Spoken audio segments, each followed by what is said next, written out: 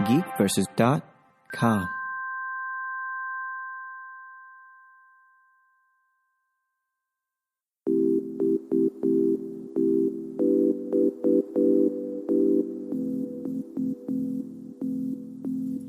Welcome, everyone, to another episode of Weekly Games Chat. I am your host, Chris, as always, joined by my co-host, Sean. I'm a coho. You are a coho. What's up, everybody? How you doing? And John. I'm actually the host of this podcast. No, you're not. The host. Shut it down. You're also a coho. Yeah, you're just a coho. Yeah. We're actually all three of us are coho. Together, we're hoes. We make one ho. We're the Otherwise, we're plural just a coho. of coho. But speaking We have of hoes, Yeah, Wait, we wait, got a guest coho this week. Not just a guest, a returning, which means he didn't completely Ryan Leaf it up his first time. Well, to be fair, we gave Ryan Leaf 2 attempts. So Did Ryan Leaf have 2? Yeah, he came on for 2. yeah, he's got 2. Why Yeah. don't I I remember think you that? have Jeff. You have 3 now. No, this is the is- second. 2. Yeah.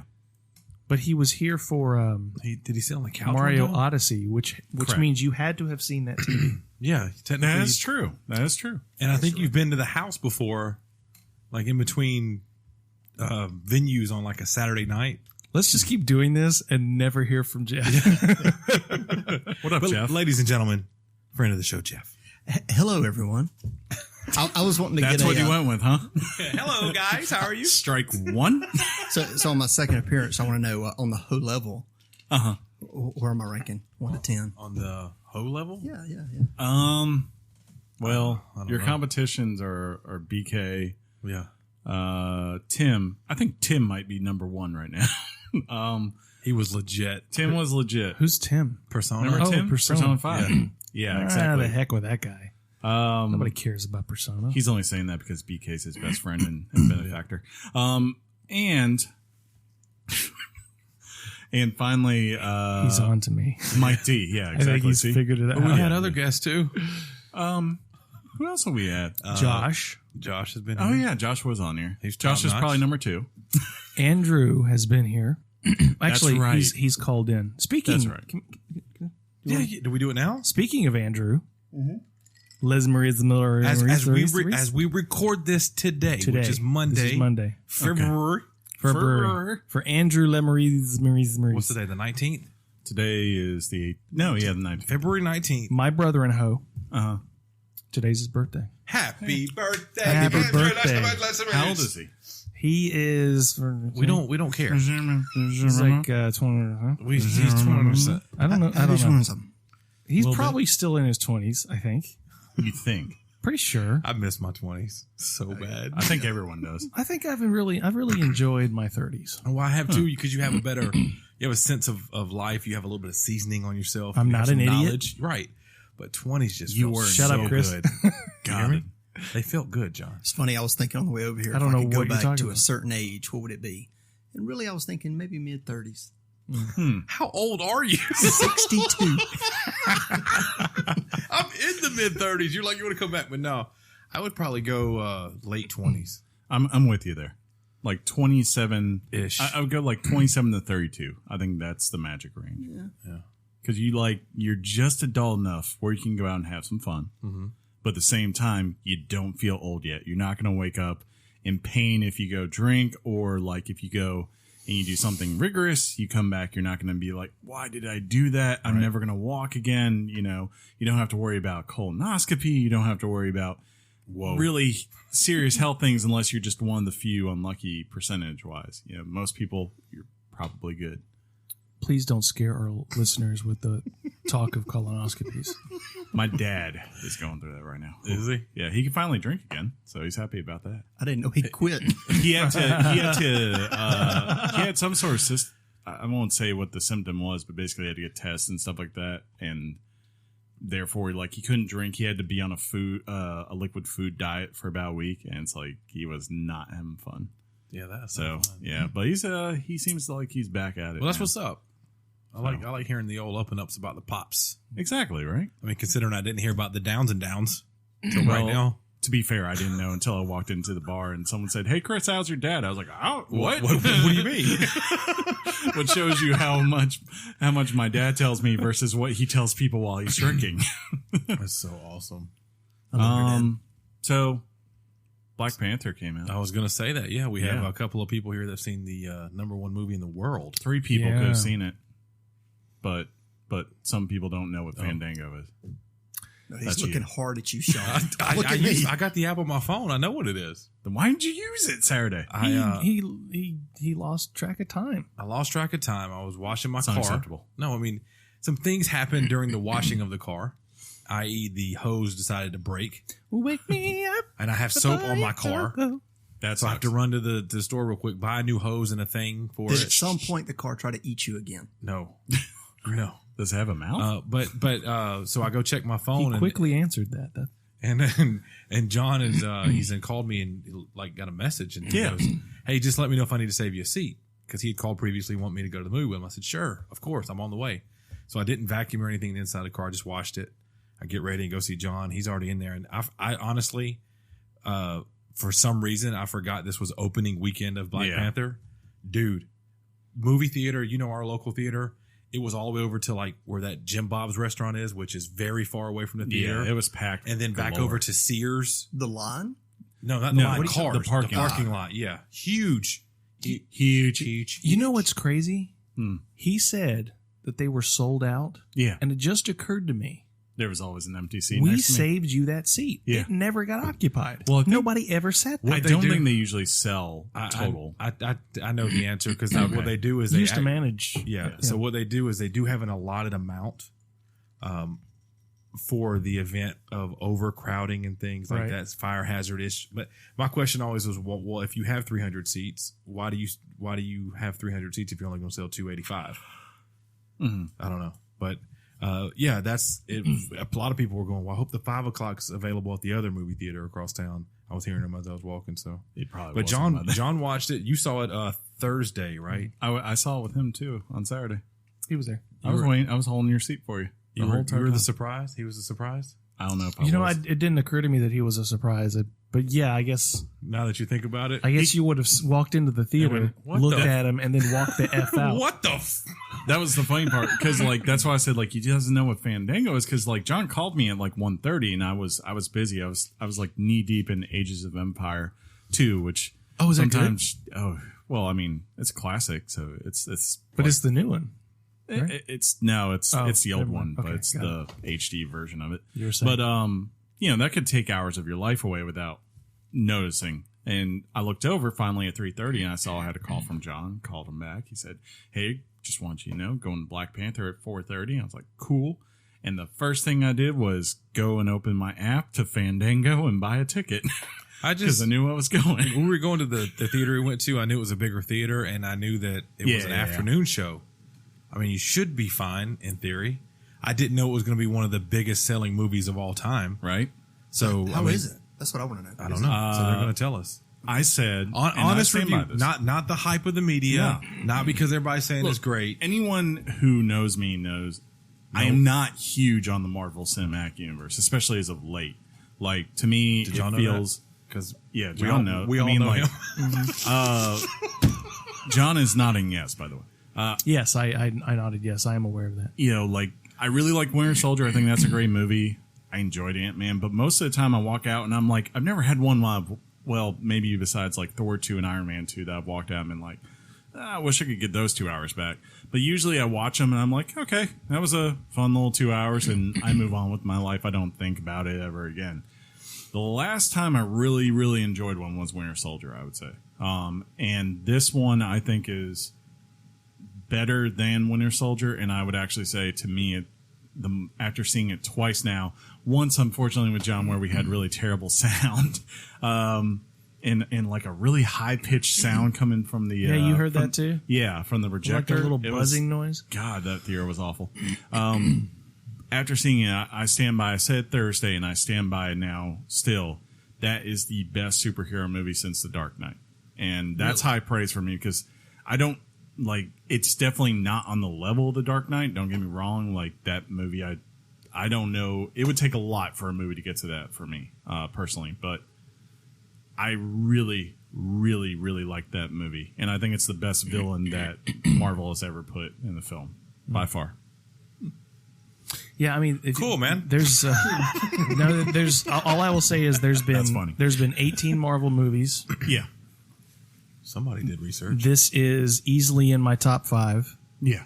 But Winter Soldier is clearly a superior movie to most of the Marvel films. That would be my runner. That would be my runner-up by far. So I don't have a problem with anyone saying that. Like Winter Soldier is high. I think collectively the Captain America trilogy is their premier the Marvel subject matter in the cinematic universe. That's just my opinion. But yeah, Black Panther is certainly out of 18 of them in my top 5.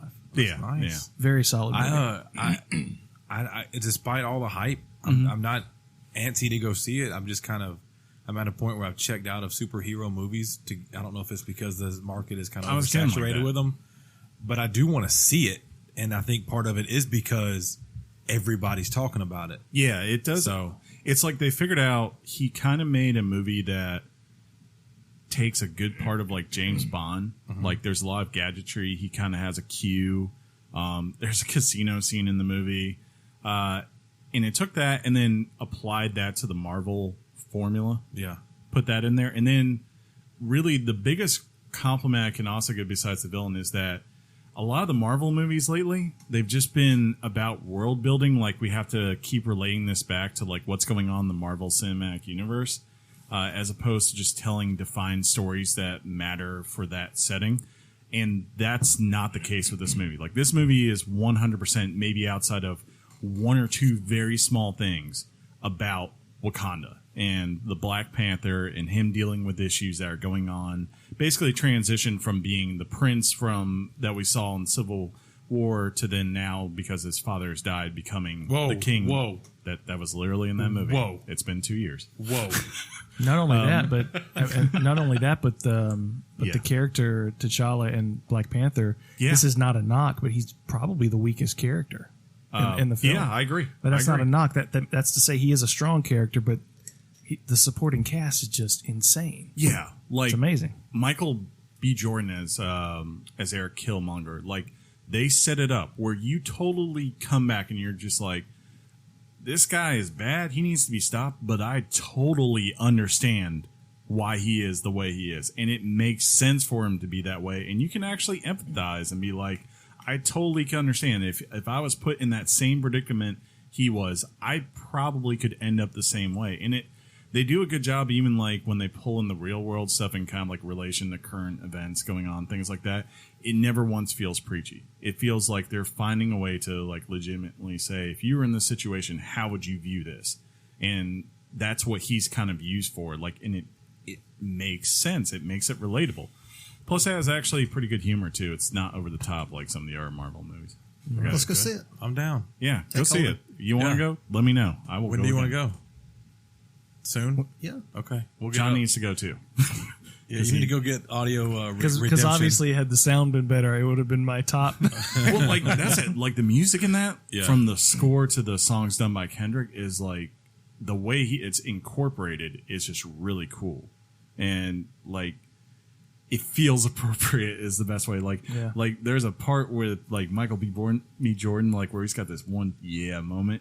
And like it's got a hard classic like Timberland beat playing in the background. You're just like, yeah. Well, I mean, I said it last week that if you pair music with the right thing, it can make something just ordinary extraordinary, and movies are no exception for that. So that's really dope. Me and Geoff are gonna go see it. It just got locked in right here. You should go see it in IMAX too. That's actually one of the few I would actually recommend in IMAX. My old ears can't handle IMAX. You tried to go Dolby Atmos. No, I hear in IMAX. I hear special effects noises. But if somebody actually tries to talk on screen while those loud noises are going, I can't hear a word they say. You're so it turns old. into Charlie Brown parents. Dude, you're old AF. No, I mean I think it's everybody because I mean we watched Justice League that one time. Sure. And you got the audience laughing because the Flash was digging a grave and you said, "You're the Flash." Yeah. But actually, I went back and saw it the second time, and he actually said something while he was digging. He goes, "It seems disrespectful to use my powers to dig Superman out of his grave." So nobody heard that. Wait, what? That was in an IMAX theater. Nobody heard that line. Subtext. Yeah. I don't know. Anyway, that's I was ridiculous. just making because That's irrelevant. it's just fun to make Did that something joke. happen to Superman? Oh, yeah. Spoilers. I know that I'm something. out. I know that something "quote unquote" happened, but I don't. You were there. I thought. not No, for the no. resolution of said issue. I don't think that was the most. To be fair, that's not the most ridiculous part of that scene, right? Jeff, why are you here? I'm wondering that myself. 15 minutes in.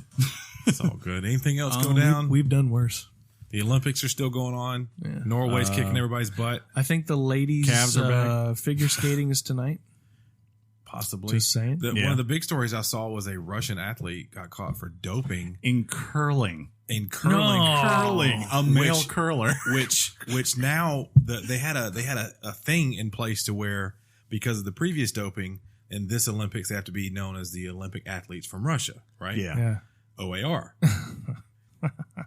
That's then, funny. And then if they got to a point, they were going to try to work it out where at the medal ceremony or at the closing ceremony, they could be recognized as Russia again. Well, that ain't happening. And this little curling doping thing could mess all that up. Is he the So one? you're saying there are people in Russia that find ways to cheat at things and I'm don't not play by saying the anything. rules. Yeah, just I'm not everyone commenting. back No away. comment. Back away from a 10-foot pole right now. That's funny. So the doping was collusion. Mm-hmm. What are you doing? They've right had a now? problem. Yeah, they've had a problem. So with is he? doping The, forever. do you know if he's a sweeper or if he's the coaster? He was the coaster guy. They showed the Why picture. would you need any strength to do that? I don't know. Forearm strength, dog. You got to guide it down there right. You know what I'm saying? That is a big cement block, though, isn't it? That's what that is. But it's maybe on he ice. coated cement. I wouldn't be surprised if maybe he competes in other things, and he's just always. I mean, it's just that's the problem over there. They all freaking dope. Are you seriously going to make that accusation right now? It's been Chris, proven by Chris, the freaking. we already knew that because it Yeah. was proven by Sylvester Stallone in Rocky IV. Correct, Good point, John. Good point. but it was validated by the. Cue in that music and head on to the Olympic topic. Yeah, we Yeah, ready? we should. Yeah, yeah. Yeah, it's I'm probably in the should. wrong mountain. Let's do it. Topic time.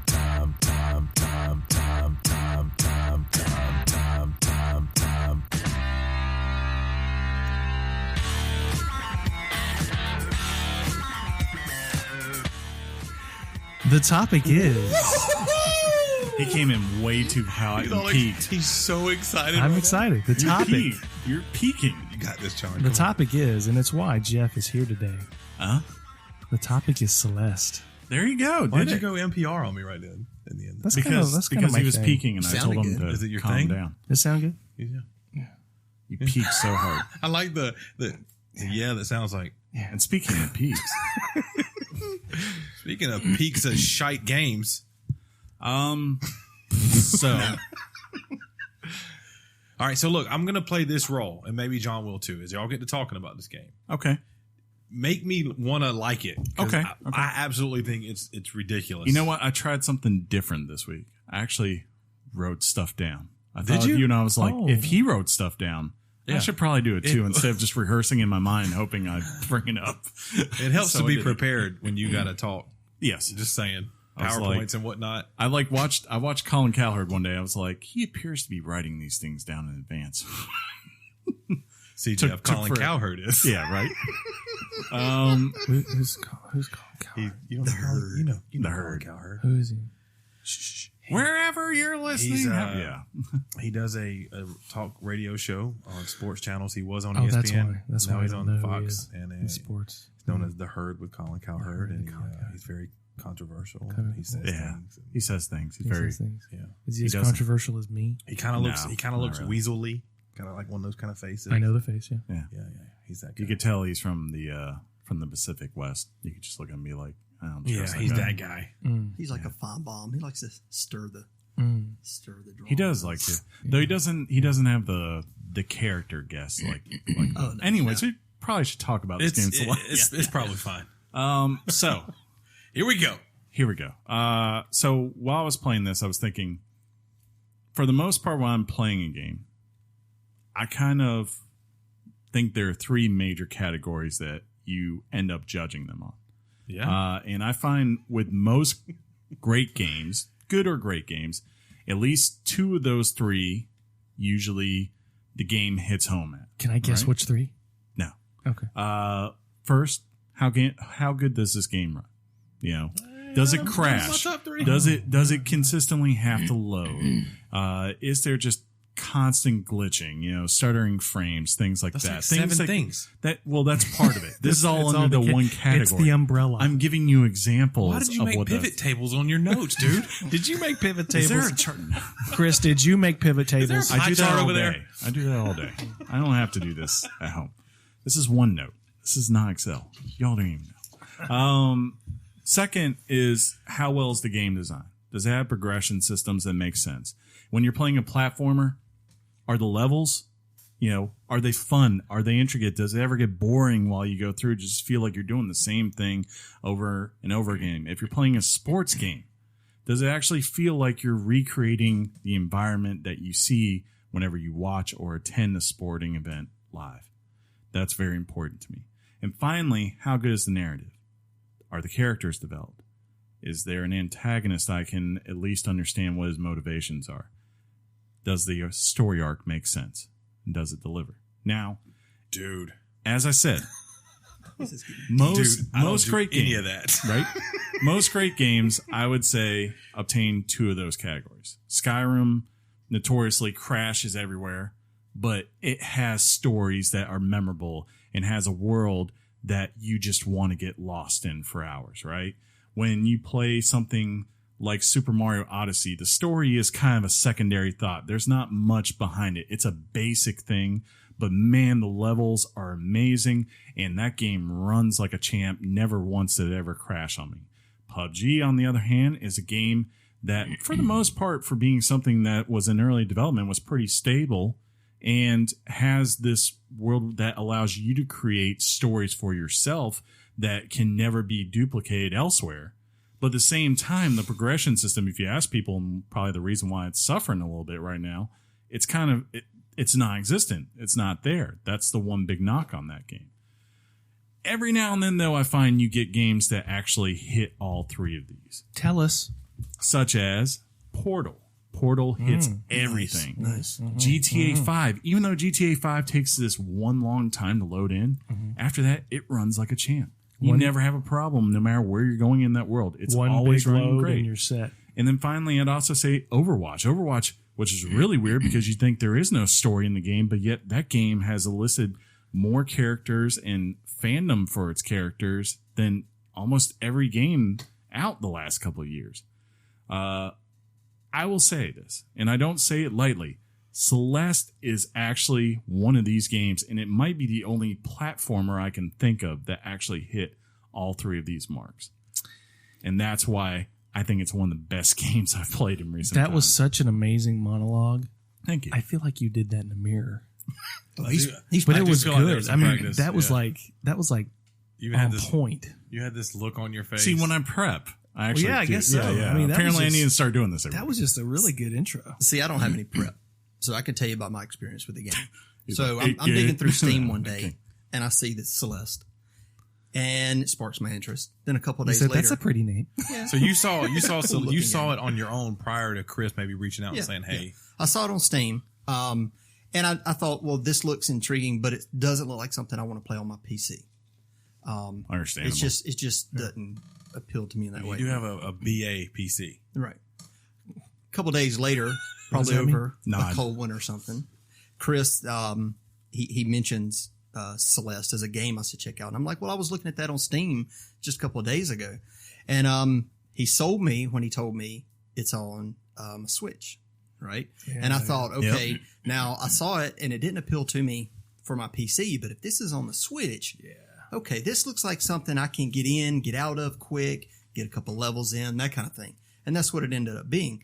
I spent most of my time playing in between, trips to grandma's house, or if I'm at work and I go sit in my car at lunch, it's a good game that I can sit, knock out a couple levels. That being said, it is very tough. Sure, yeah. It reminded me a lot of, in a certain way, of Cuphead. because Cuphead is the kind of game that it's not super complex. It's something you can fire up at home. You can start playing, and you're basically going to play the same level, I don't know, 10, 50 times, depending on how good you are. 10, 50 times. Jeff, I only needed once on some of those levels. And no, I'm kidding. I had to carry him through. But it can, just like Cuphead, it can be relatively brutal. For sure. The thing I say about Celeste is it would push it. First of all, it tracks the number of times you die. Yes. It tracks certain collection components like collecting strawberries and stuff. Mm-hmm. So it has that component where you and a friend could sit there and you could compare who's collected the most or who's died the most times, that kind of thing. But my goal was to get through it. And what Celeste does well is, even though it can be brutal at times with muscle memory and having to get through these levels going almost on a perfect run, it's like once you do it, they've designed it so that you fail so many times and then you finally do it. And you get that sigh of relief. And it's not brutal enough that I hit a point where I go, you know what, forget this. I'm just tired of doing it. It's brutal enough to make me really have to work at it. Yes. So when you guys talk about this game, it's I didn't know that you played it on Switch. So keep in mind that you played it on Switch, Jeff, but Chris, you played it on PS4. So though I'd like to see if there are any striking differences or if you kind of still pretty much get the same. So I thought about that. That's a good point.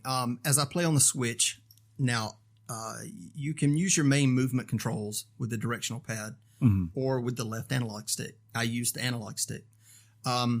This is kind of a left, right, up, down, diagonal, I guess, movement patterns. But in a lot of the movement controls you have to go exactly right and then exactly up. Any variance, and you're hitting spikes on a wall or something that's going to kill you. So as I'm playing on the Switch, there were many times that I would get a little frustrated where I'm going, no, I'm hitting right, but it's going diagonal. And when Chris was playing, he informed me that, he was playing on his PlayStation. And then to your point, I was thinking, I wonder how that varies, how much more or less control he may have playing on his PlayStation versus the Switch. I kind of found personally, I mean, I'd have those instances like where it just feels like out of muscle memory, you're doing something and then you're asked to change suddenly and you think you're changing, but really when you look down, you're not. And over time, as I learned as I got more refined, I found myself like, if I was telling him to go up or her to go up, she went up. If I told her to go right, she went right. If I told her to go diagonal right, she was going diagonal right. Told her. Yep, I did. So told her. With that said, you've told us it's a platformer. Yeah. You told us that it's kind of hard. It's kind of Cuphead-ish. So tell me a little bit more. So the basis behind it, this is a 2D side-scrolling platformer. It's designed by Matt Thornton. He's probably most well-known for Towerfall, which was out on like the only good thing that ever came from the Ouya. And then eventually and then that eventually got ported over to 360, or I'm sorry, Xbox One, PS4 as Towerfall Ascension. It's kind of like that game is ahead of its time because it's like a 2D platformer, but it's a 2D platformer battle royale where you each have like an arrow and you have to go around the level trying to figure out how to get the arrow across to your enemy and be the last one who survives. He also did a bunch of Super Mario Maker levels that were like really praised by the community. So this is kind of his thing. He's known for doing level design 2D platformers. Just a one-man show? I think he's got like 3 or 4 other core people, but there's like this game had probably about a team of, I would say, 20 or 30 people from what I gathered looking at the credits. You looked at the credits? Of course. Can I ask you about, you mentioned the variations between you thinking you're moving the stick one way and it goes off the rails. Why wouldn't you use the directional pad for Sometimes that? It would seem more natural. I naturally went to the analog stick. And after playing for so long, I got to thinking, you know what? This reminds me a lot of like old, I'm going to show my age here, is thinking back to like Contra. Yeah. The Contra controls were the same, and it worked just right on the NES controller. And then I got to thinking, I'm going to switch to the directional pad. But after spending so much time with the analog stick, it had become unnatural feeling, so I went back to the analog stick. For me, it was those kinds of things to me, I actually like using analog because it reminds me kind of like an arcade stick back in the day. It just feels like you have more natural fluid control. It's easier to go, okay, I want this versus than trying to press 2 buttons down at once and hoping you timed it right. Mm-hmm. So it was just adjusting. And once you learn the muscle memory, you come back and it's like those early levels, like when I went back hunting for strawberries, it was like a breeze. Things that maybe took me 5 times, I was getting all the strawberries and clearing it on the You're first getting all time. them strawberries. Dude, huh? Yeah, think no, about all them strawberries. Think about the last time you really used a D-pad on like a newer thing. Yeah. It doesn't feel like it. Like you're thinking of how like you said, a Contra or maybe a Mario felt holding a NES controller, and then but it's not right anymore. You're not right anymore. It's more like they use it in PUBG on the Xbox is to access a different gun or like your ammo. Yeah, it kit. feels like they've got another 4 buttons. Yeah, basically, it's not really used for direction anymore. I'm trying to think. I feel like I use it a lot for simple simple platformers. Well, that's because you're old. Maybe. I don't know. And you it's just fear that change. it's just that precision. Like even when I'm playing like Super Metroid, I'll go back and use that. It's just like it's so natural to Yeah, because you put hundreds of hours doing it that way, so it makes sense for you if you have the option to do that. And I'll tell you this: if you know, as a Switch owner, I wonder just how durable are these things. Man, I worked that analog stick. I worked it. Yeah, I mean, you know, when I die 600 times on one level, because it tells you. Yeah, And I'm sitting there. I mean, you died pressing and 600 times on a level. Oh yeah. yeah, Nice. Oh yeah. It's tough. yeah. But it's not like you say, Cuphead getting on your nerves tough. It's not in the way. Is it more like Cuphead- Super Meat Boy? It is a little bit more like Super Meat Boy, and I would say they actually have a word for this. It's called, as far as its genre, it's like a subgenre called the masocore genre because it's about punishment. Like Super Meat Boy is considered this, Spelunky is considered this to a lot of people. But yeah, it's not like Cuphead where Cuphead requires you to do a boss fight and for 3 or 4 minutes, whatever it takes you to be perfect the whole entire time. You get like three hit points and that's it. And if you get hit by the 3 hit points, you are done and that's it. And you have to restart the whole level. This game, it's more of like if you have a whole chapter to get through, but you have very short sections that you have to get through and be perfect on. And every time you get through, it saves it as far as like a checkpoint, and you can start there from every time you die from there on out. And I can tell you another thing. When I finished it, Holden, my son, who's 9, he says I remember this. he got intrigued by watching me play. He said, "I want to play it." Yeah. So, you know, initially wanting to buy it for his Switch. And I said, no, buddy, because I'm thinking this is going to be a waste of money if I buy it for my 9-year-old. He's going to play because it's tough. And he's going to just put it down. He's not going to play it. Holden he got into it and he's surprised me with how far he's went. So my whole point in saying that is I don't want to oversell how hard it is because it is tough. Oh, yeah. But at the same time, a 9-year-old can play it and get relatively far into the game. But what I also want Where's to he do, at? As an NES kid, we were playing games like that. I believe he's made it past the castle. Spoilers. Hotel. Yeah. Wow. Okay. Yeah, which again, like I said, is surprising. But I want to make sure that one of the things we talk about when we talk about this game is not necessarily how tough it is, because it is. Sure. The style is that considered 8-bit? 16-bit because it's supposed to be SNES styled. Right. It looks. I don't know what It Chris looks just like said. it looks like NES. Honestly, No, it does. to me. and I'll tell you why I know, because within the game there is a hidden computer you can find in the hotel that literally has an 8-bit version of the game in it, and it tells you If you go to their website, you can play the 8-bit version. Yeah. But don't attempt No, this. I got about to 5,000 feet was where I finally said, why am I doing this? And I went back to playing the game. So is Celeste the good guy or the bad guy? So so that's a good question. Yeah, we were talking so much. Celeste is no, it's so fine. It's fine. You this is good stuff. you play as a girl. Her name is Madeline. If you I'm want, out. if you want, you can. That's funny. Did you hear that? Yes. If you want, you can change her name, and I think that's probably so. If you're a female playing, you could make it your name if you want. I was Yeah, I just did Madeline. Mm-hmm. You're a young girl who is traveled to Canada to a place called Celeste Mountain. Can I finish? Please, can I finish?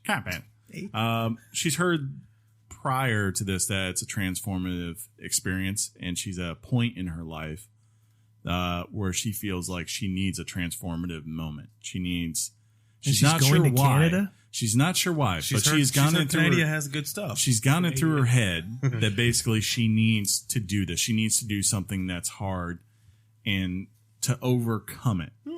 You know, something that most people probably would never do. You know, who here has ever even attempted to really climb a real mountain? No one, right? I will Stone say, Mountain, Georgia, my friend. Stone real mountain. Oh, no, never. we were geocaching one day, and they wanted, and by they I mean a guy at this table, wanted to go down a mountain of death, which wasn't really a mountain, and I refused. I made us go the long way. I mean, you're in the top of. You don't remember that, do you? I've been to concerts with you where we sat in the upper area, and you panicked at those heights. So I can't imagine what it would be like if you went to 8,000 Certain feet. stadiums have that angle where you're like, if you're scared of heights, it's one thing, but you don't feel secure because you're almost leaning forward. Yeah, and then it didn't help with the people. Yeah, hanging over, to hang off the railing of the upper deck, dancing. But enough about that. Yeah. So Madeline has basically 3 controls, as Geoff's alluded to. You can jump. You can do, very early on, you discovered that she can do, while she jumps, she can do an air dash. Yeah. And basically that resets any time you get to level ground. And then she also has the ability to grasp on walls and climb for a limited amount of time. It's got a stamina system that's probably best comparable lately to Zelda's climbing system, like where her hair will start to flash whenever you're running out of stamina and then turn red when you're completely depleted. And that's it. That's like the only controls you get in the whole game. The basic core control never once changes. It's more of what the designers do with the levels themselves to take those basic 3 controls and challenge you to overcome obstacles that are, 1, really creative, 2, really freaking hard, and 3, really freaking rewarding when you finally beat them. There's no enemies? It's all... There are a few, but not a lot. So you can fight, you can fly. You cannot fight. And you can crow. When I first started into you this are not game, Peter Pan. I thought I was getting myself into like a Metroidvania style game. Yeah. And the game, you know, you hit points where you go, okay, I can go this route or I can go this route. Ugh, I really don't want to, because one route may take you to get some strawberries, which are more than anything collectibles. Another route may take you towards your, path of completion. No, yeah, he's right. Like there's hold up, let that marinate. We're good, all right. And the thing is I wasn't necessarily out for the strawberries. I didn't want to put that kind of time into this kind of a difficult game. I kind of wanted to see the story play out, because saying that, to me, one of the most important parts of this game is the story. For sure. What this game represents after playing and completing it is it's very positive, and it's really I don't know what to talk about, what not to talk about, so I'll let you do so. But I think so. She goes to Canada. She goes to Canada to see Tim Hortons, of course. Really, the big thing is, without spoiling too much, I would say this is a story at its core about 2 big issues that I think have plagued a lot of people. I mean, including people I know: depression and anxiety. Like, without going too much into spoilers, what's going Panic on disorder, anxiety. So was it like the other game y'all played? Was that a little bit different? No, that was more of about psychosis and going insane. No, this is more of like, people get depressed. People, like I have friends who literally I've been at large public areas with, where all of a sudden they look around and all of a sudden they have to leave because the fact that they're in a room with 10,000 people it hits them and they can't take it because they've realized that, and they panic about the situation and what could happen or what could not happen. They leave. I've had people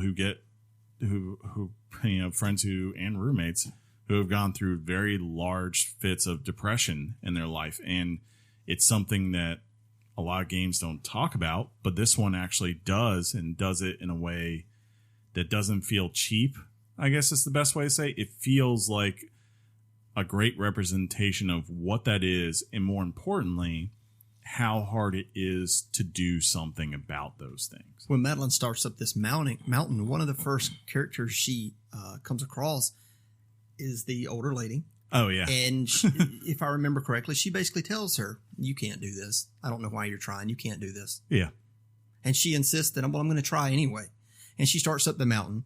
And you're almost on this adventure with Madeline, because as a player, I'm telling myself, this is difficult. This is hard. I don't know how much I want to put into this. It would be easy for me to quit. And what's really funny is in the dialogue, even the writers or developers or whatever they are, people put into the dialogue, they will give reference to the character, but it's almost like they're talking to you, because they'll tell you, don't give up. Keep going. You're almost there. You're getting there. That kind of thing. Do you find yourself rooting for her? Oh, yeah. As you're doing this? One of the best things that they say to you is don't be upset with your death count, because if you're dying in this game, you're learning. Right. Yeah, you're learning. And it's true. As you keep experimenting, you all of a sudden go, aha, and you see it. You see something that you haven't tried before, or this jump the first 5 times you tried just seems so impossible to nail right. You just eventually get fluid at it. You get to a point where 9 times out of 10, you're going to hit it. Playing, I really felt bad thinking the number of people that may just say, enough of this, I'm tired of this. And there's a very nice story there that needs to be seen and heard about, certain issues like panic disorder. Or there's moments in the game where Madeline just is almost like she can't take it, and another character may tell her, hang on. Yeah. Breathe.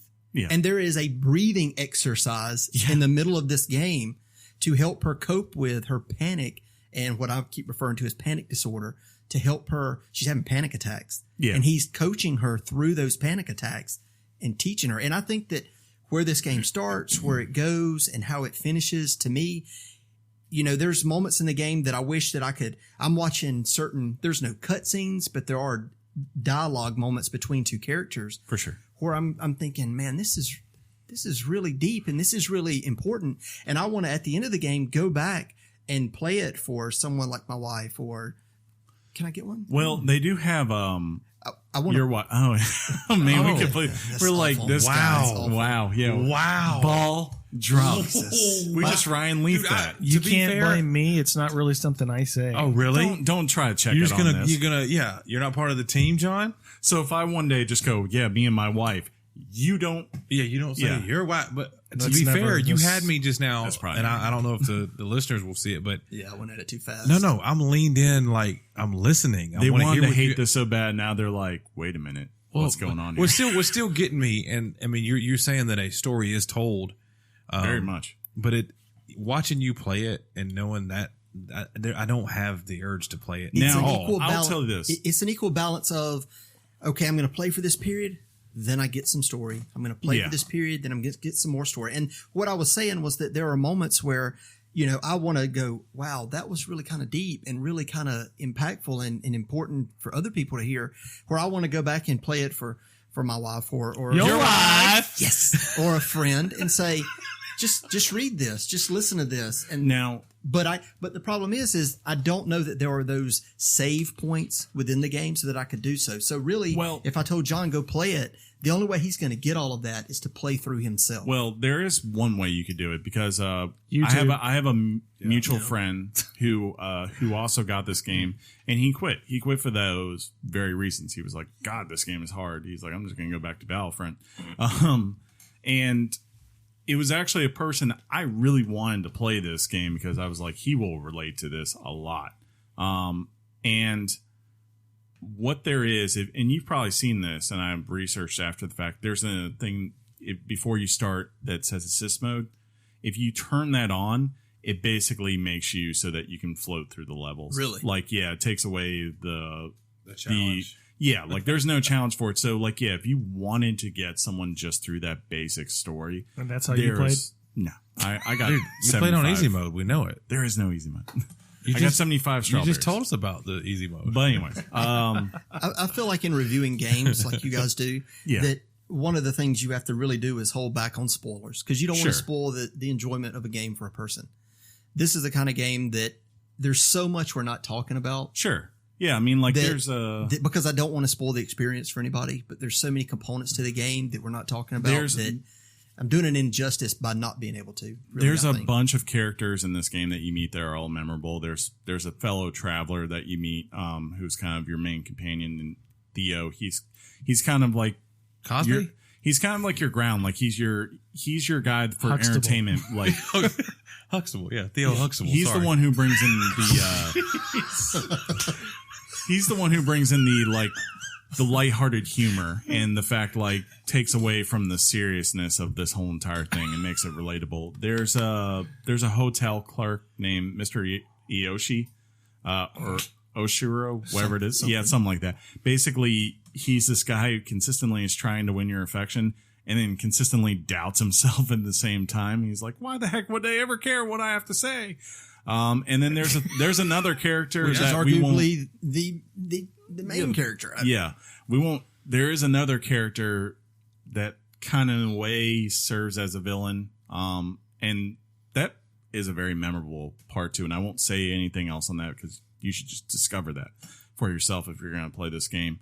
But it all adds up to a scenario where I think when you finally reach your end point in this game, you feel relief in a way that is so like there are a few games that I've beaten where afterwards I was so happy to finally see the final picture of this game. Yeah, I saw a final pic and because I beat it a couple of days before Chris. Yeah. And I said, and I screenshot, this final pic and I sent it to him. I'm like, yeah, because I'm going to be honest with you. I wondered if he would complete this game.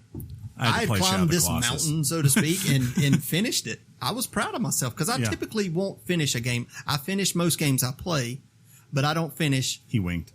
All of them, or not games of this Still type. haven't finished Cuphead. No, I haven't. Neither have I. I haven't finished Resident Evil, Jeff. I know that. I listen to Sean talk week to week, and every time Resident Evil comes up, yeah, and even I then, smile a little bit. But the surprising thing is, even then, after you beat the game, there's so much more to do afterwards. If you and afterwards, like what I liked was this game is difficult enough that I don't think most people, they're just willing to invest the time, they can beat it and it won't completely break them. But afterwards, then the kid gloves come off, and then they have these things where every level has a cassette tape you can find. For kids, those are audio tapes from the 1980s and 90s that you could listen to records on. And they obviously want you to attempt some speed runs. You said it's cassette more tapes and records in the same sentence. That threw me off. Yeah, I know. But anyways, it'll work out. Every level has a B-side, and it unlocks a secondary, harder version of the level. So now it's like hard mode. Yeah, basically like, okay, hey, now you know how before we gave you this much room to hit the ledge, you got about this much. So you have to perfectly time your jumps. And that's too much and for me. dash. Well, yeah, I mean, how many people, like, a lot of games offer hard modes, right? Sure. At this table, there's 4 of us. How many, once you beat a game that you feel like, man, I deserve, this feels good, how many of us really go back in and try to play it on hard mode or really even play it again? Negative. I've done it on a few. I've done it on Witcher. Like, once I play a game, I'm done with it. Mm-hmm. Pretty much. Yeah. Like, It once goes on the shelf, the collection. And Yeah. It just depends. Like, but this is nice because in a way they're still new levels because they've changed them up so much. You don't feel like you're playing the exact same thing again, and you get more infuriated. And yeah, it's Every time Metroid has a hard mode, I go through that. Like Other M had like a situation where you can only get one energy tank for the entire game on hard mode, and Do you know why I think that is? And I think we all may even agree to this. Dishonored, I'm the same way with Dishonored. Both Duty. of those you just named, you love everything about those franchises. Mm-hmm. Sure. So you're playing a game you love. It's not just a game like a Celeste that you run through and then you're like, oh, I'm going to play hard mode. I don't think you'd have that same attachment to it because you don't like it's not established enough in your mind like a Metroid or a Dishonored is. Well, I was thinking that you may say, yeah. I was thinking you might say Metroid, so that makes sense. I mean, I don't know if I got a game like that other than like Mario, but there's like no hard mode Mario. No, I mean, You with know? Mario, it's more of like after you're I had a little bit of the same thing here. It's like as soon as you beat it, you go back and you start looking at how do I get that star that I just couldn't figure. I wasn't going to take the time to figure out before. You know, the mental notes you make about when I get this ability, I'll come back to get that thing. I never go get those things. Yeah, I came back because like at first I was like, I know I have to beat Geoff in strawberries. Like, and I fear him telling me how much he has, and then I'm going to be like, well, I have this much, and then we're going to go back and forth forever trying to get strawberries. That's why we're not even going to cross that bridge, Chris. Oh, we're not even going to do that's our finale. I'll come back and I just go 100. What were you saying, John? Kidding. I don't. Oh yeah, speaking of Resident Evil, like if you like that's the only genre I would refuse to go back to and play hard mode because the concept of less bullets, less weapons, less health, and scary monsters coming out of dark places I will not do. That's called Halo. Hey Geoff, do you have Rush of Blood? I do. Is it crazy? It is. Whoa! What's Rush of Blood? It's a PSVR game that I saw. Yeah. Is that Until Dawn? Not yet. Hold off. Is that a spinoff on? I Hey, thought that was. we are saving PlayStation VR talk for a very specific part of that news. I just want to say shut this it because you down. mentioned Resident Evil. You know I love that game. You know I love that genre. For sure. I really missed the opportunity to be on the podcast where that was discussed. Y'all had one, right? Yeah. You could have taken my spot. No spoilers though. You know, I would sit and play the game and just sweat because it was so intense. And I'd walk in the living room, I'd be like wiping my forehead, and Tammy's like, "What's wrong with you?" I'm like, "That game." You're like looking at my phone. It's my Because of top that, 5. I finished it. I loved it. It's in my top 5. Yeah. I will not play that on VR. I'm not going to do that. I can understand myself. that. No. Why gonna not? do it. Speaking of Resident Evil, though, again, The Evil Within 2 has added a first-person mode. Okay. Really? I read it on IGN. I thought of you right up your alley. immediately. That's one I've put on pause. Yeah, But that's okay. That makes me want to that gets my attention. Yeah. Yeah, y'all some first person loving fools. We're gonna go off alone for a second. So Celeste. But yeah, I told you just a second.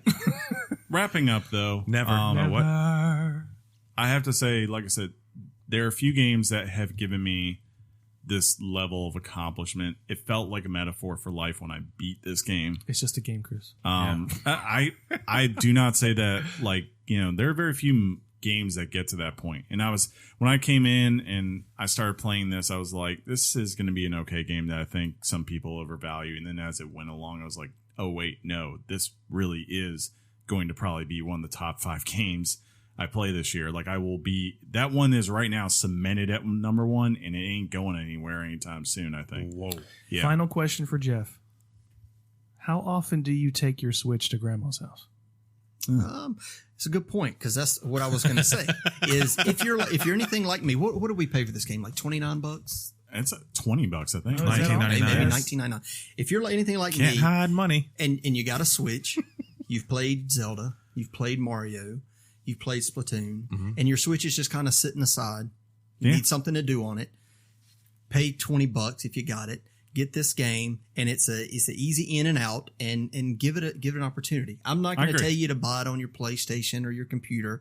Maybe Chris can sell you on that angle. But if you're anything like me and you want something new to give your Switch a workout, because I hadn't got one in a while, pick it up. It's cheap. It's fun. It's a good game. It's brutal, but it's not overly brutal.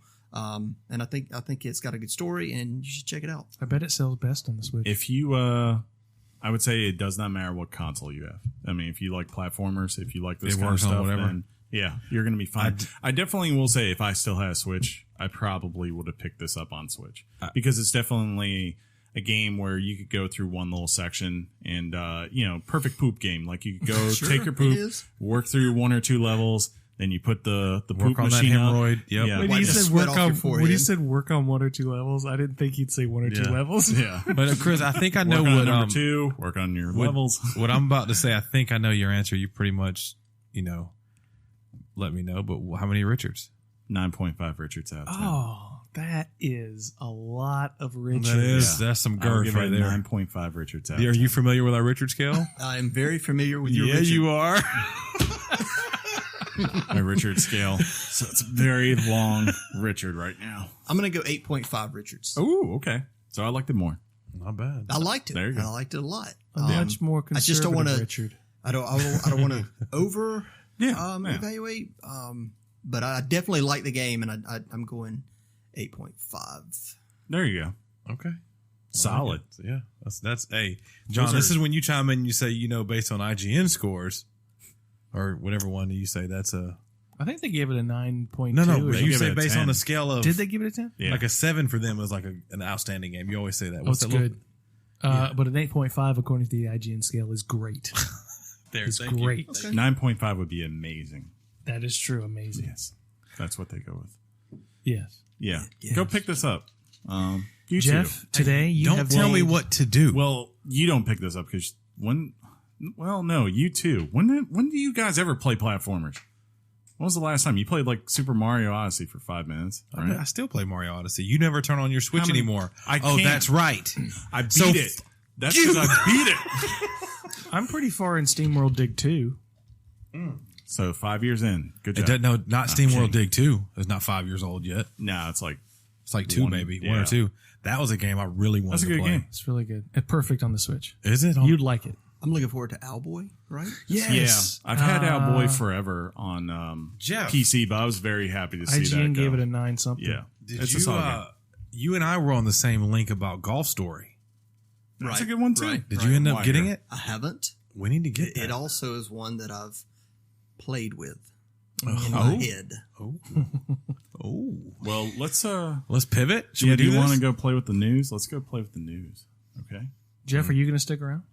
If I can. you better. Where's he going to go? He ain't got nowhere. Out the door. No, It's Monday night or Wednesday. And we got Ball drop. We got news to talk about and food to eat. Let you not. ooh. Well, Let let's- you not. Well, let's go. I want him here. Let Hey. you not. Hey, kids. I heard you. I'm trying to pivot. Of Let's course do it. you are, nerd. Yep. Hot off the press and straight to your ears. Weekly Games Chat presents the news. News! So many peaks right there. So many peaks. News time. QuakeCon time for me, John. Quake. 2018. QuakeCon 2018 will Yeah, be we're taking going. place at the Gaylord Texan Resort and Convention Center in Grapevine, Texas, from August 9th through the 12th. I remember my first time hearing a word. The event will reintroduce panels and presentations to take place in the Expo Hall. The convention will be free and open to the public, with the announcement to join North America's largest Bring Your Own PC LAN party. This year's event will feature sneak peeks on Bethesda's upcoming titles and announcements, as well as tournament workshops and exhibits. All that is very interesting, but Sure. I have no idea what set him off. I think I don't know what I did. he can't believe that the words Gaylord were paired together. First of all, no, that's not it. It's true. That was my tickle box. The part that catches my ear Yeah. is we're gonna get what kind of announcements we might get. Probably Quake announcements. Well, Listen, isn't Quake out already, there's no reason. or is it still in sort of a I can't remember. beta phase? I don't know. Andrew, would There's know. no Happy birthday, Andrew. Happy birthday, Andrew. There's no reason we're not at that convention. Yes, there is. Sure. Why? I'm not interested. Yeah, and I'm not going to Texas in the middle of Why? August. Barbecue and girls in short shorts, I love you, honey. I like how you think that's what Texas is. right? And Jerry Jones. Yeah, Jerry Jones. He's just going by See, Cowboys. John, Jerry Jones is. I've No, been there in October, and it's been if we hot went as hell. if we went to something, not the ladies and gentlemen, forgive us while we plan our year. I would go to like PAX or something. Yeah, exactly. If we Same if here. we planned a trip, Andrew could let us stay at the house. We've Yeah, talked good. about that before. Yeah, we should make that happen. If you guys would like to see that happen, please convince Chris. and Andrew, You're the one who has a on-side hustle that would take you away on the weekend. I got this. Hey, when did you become my assistant? Well, you literally gave me your book and said, manage this. but they don't do And then you handed QuakeCon. me a check. But they don't do QuakeCon just to talk about Quake. I mean, They talk, do it every year. But it's Bethesda related things. It's Yeah. not just Quake. I don't This know. is We'll after see. this is after E3. I'm thinking, right? Yes, it is. Usually they announce their stuff at E3 if they're during their press conference. and if then they're at gonna do QuakeCon. There might be little 2, things they please. do updates for. I could see maybe like, sure, we have this update coming to Doom, which would make sense, or Wolfenstein. 9! But usually, for the most part, everything with QuakeCon usually revolves around Quake, just because that's why they're all there. You know, I will that's say this, hardcore. John. There's already been 2 Dooms. That's true. What are you talking about? In theory, you said, I hope it's a Doom 2. And I was like, there's already been Dooms. Well, Okay, they can call it Doom also. well, speaking of Doom, Doom again. speaking of Doom, and unfortunately Gloom. Oh boy, See what I did there? that's a play on words. Yeah, That's an innuendo. System Shock on hiatus. God, The System Shock remaster is on hold, and the team is reassessing the best path forward in development for the title. Fans have been assured that the game has not been canceled, but postponed in order to give the team more time to, quote, return to the original vision of the game. According to Night Dive Studio CEO Stephen Kick, quote, as the budget grew, we began a long series of conversations with potential publishing partners. The more we worked on the game, the more we wanted to do. And the further we got from the original concepts that made System Shock so great. The project has received 21,000 Packers. You said Packer. I think you mean Did I? backers. yeah, okay, But that's cool. funner. It's 21,000 Packers. That's a lot of packs. That's a lot of Packers. Contributing over 1.3 million from the game. I think like Polygon had like done some conversations with some folks who supposedly worked on the game or close to that. And from what they say, like they've blown through all that money. Just they got So way too maybe- large in scope, so now they've got to figure out what the heck they're going to do. Well, they talk about everything. They're focusing on going back to what they originally planned. I'm wondering Yeah. how far down the rabbit hole they went. Like, I mean, I think you're the only one here who's probably played the game. Yeah, The a original long time game. ago. So it's like, what kind of whacked up, wackadoo things were they like adding to this game? I'm going to go. Making it's probably, it longer, making it more chapters, making it. I doubt that. I'm sure it's more about trying to make a game that looks the best it can, and also having to say, "Look, Really, Chris? we're using a whole different system than what was used for the original." You game. think they're using it to make it look better? Yeah, I mean that's a big part. Was rendering. Well, that couldn't have been their problem. Yeah.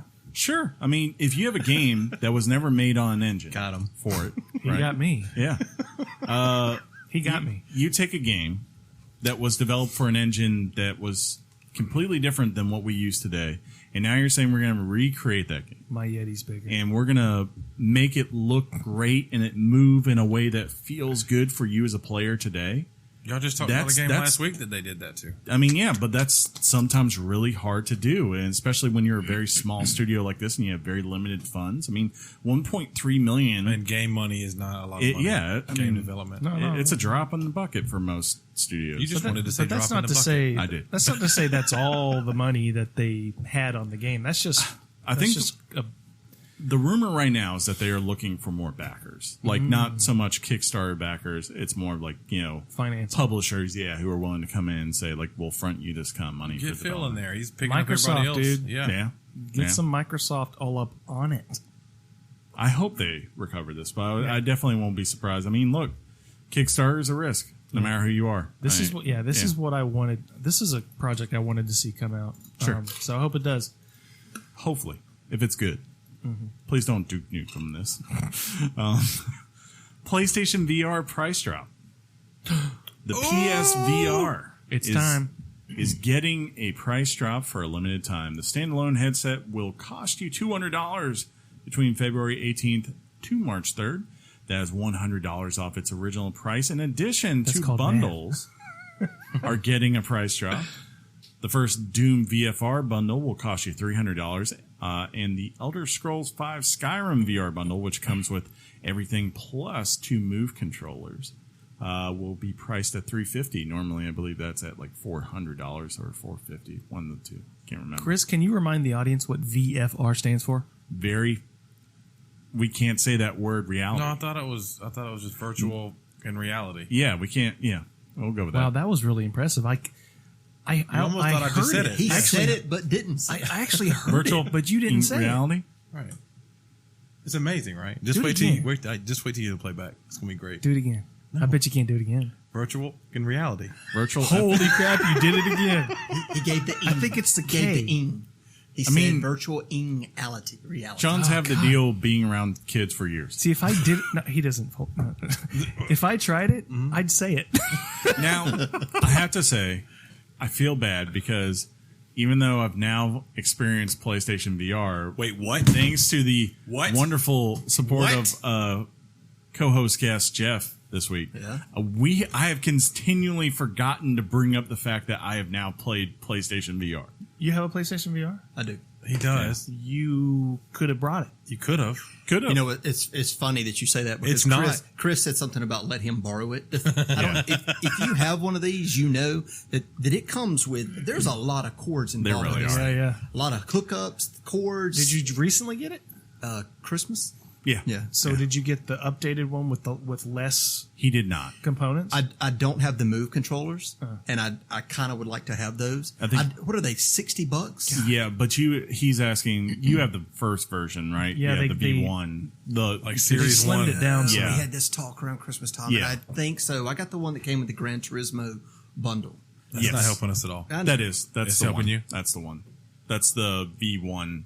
Of course, I think the only difference is so that it doesn't get screwed is one has a pass through, right?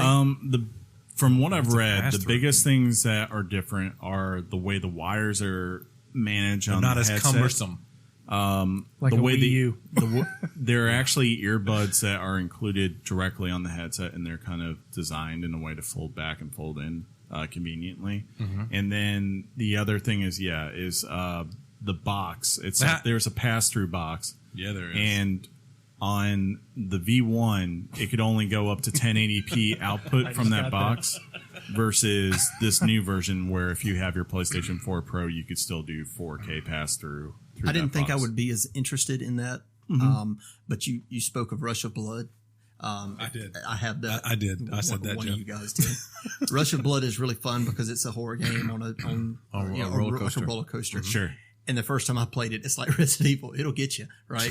So it's How did really you not play it with the Move controllers? That's where I think the game shines. You're right. I mean, you got a pistol or gun in each hand, and with the Move controllers, you really have free range movement. I love with that it. visual. That is He an just amazing. did a Pistol Pete. That's an amazing. Think of Yosemite Sam. the Oklahoma State University Yeah. mascot. Yeah. Jeff just did that guy. He's just shooting off the See, John, revolvers. Oklahoma State is.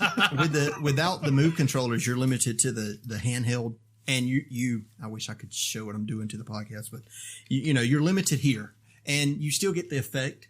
You just don't get the full effect of range of movement. Sure. I would like to have those. kinda like I'm just the still tip. Considering So Rick and Morty coming out. yeah, I can't wait for that. I was about to say something insightful, and you go just the tip. He didn't catch the. When just the I tip. played- he went right over it. When I played a game that John was very offended of when he saw it at the Video Game Awards earlier this year. I played Accounting Plus for as long as I could.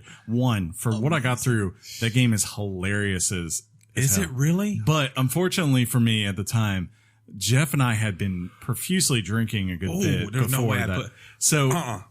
and this not is that a kind of testament. game where you're gonna just really like no, when it's- you're getting your first experience trying to figure out VR, it's a very jarring experience. I think Jeff will that attest particular to that. game is like sitting at a comedy show. Yeah, You pretty much just sit and you don't do much anything. You just sit and listen. Yeah. And if you're a Rick and Morty fan, You get You it. look and around. you know the humor times 10 and Yeah. adult humor. My son's constantly like, "Dad, let me play that game." I'm like, No. no. Well, look, ladies and gentlemen, I don't think you guys understand. We have a special news edition, Richard. right.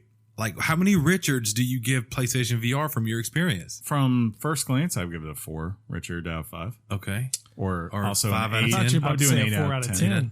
8 out of 10 for PSVR. Sure, I think. Whoa. I'm sure. You don't find that surprising?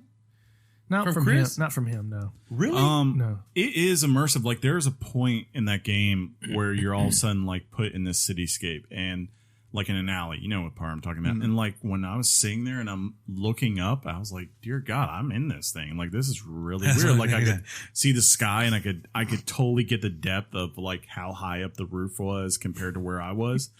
So you feel like you're actually there. So there's a lot there. Like I know they're rolling out all these tourist things with VR right now. And I was like, I can totally see the power of that. Like Chris is going to duct tape his So the TV game we onto want his to play, the mouse game. yeah. You think that's going to be pretty awesome? I think so. I mean, I'll tell you. Do we get what, a VR with tax money? I'll tell you what, like that sale right now, and the fact that I'm about to sell that phone right there to someone for a decent amount of money has made me at least consider. Yeah, it's a work phone thing. I don't need it anymore. You may need it at one time. Maybe one time. I don't know. And then you can just buy another one, right? Yeah, $5 billion, whatever.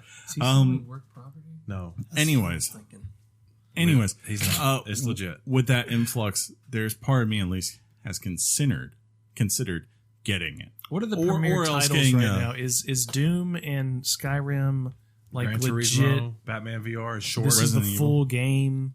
Yeah, those are the big ones. I mean, but there's so many games out there, I have to give them credit, that are probably like 30, 40 minutes experience. And they're, between 11 and $20. So you have to think like you're paying for basically an interactive movie in a way. Let me ask you this, think of Geoff. it in that You've term. had it, and you've probably played some games. Do you ever feel like people say that, one, when you first start your VR, you got to really earn and get used to your VR legs, if you will?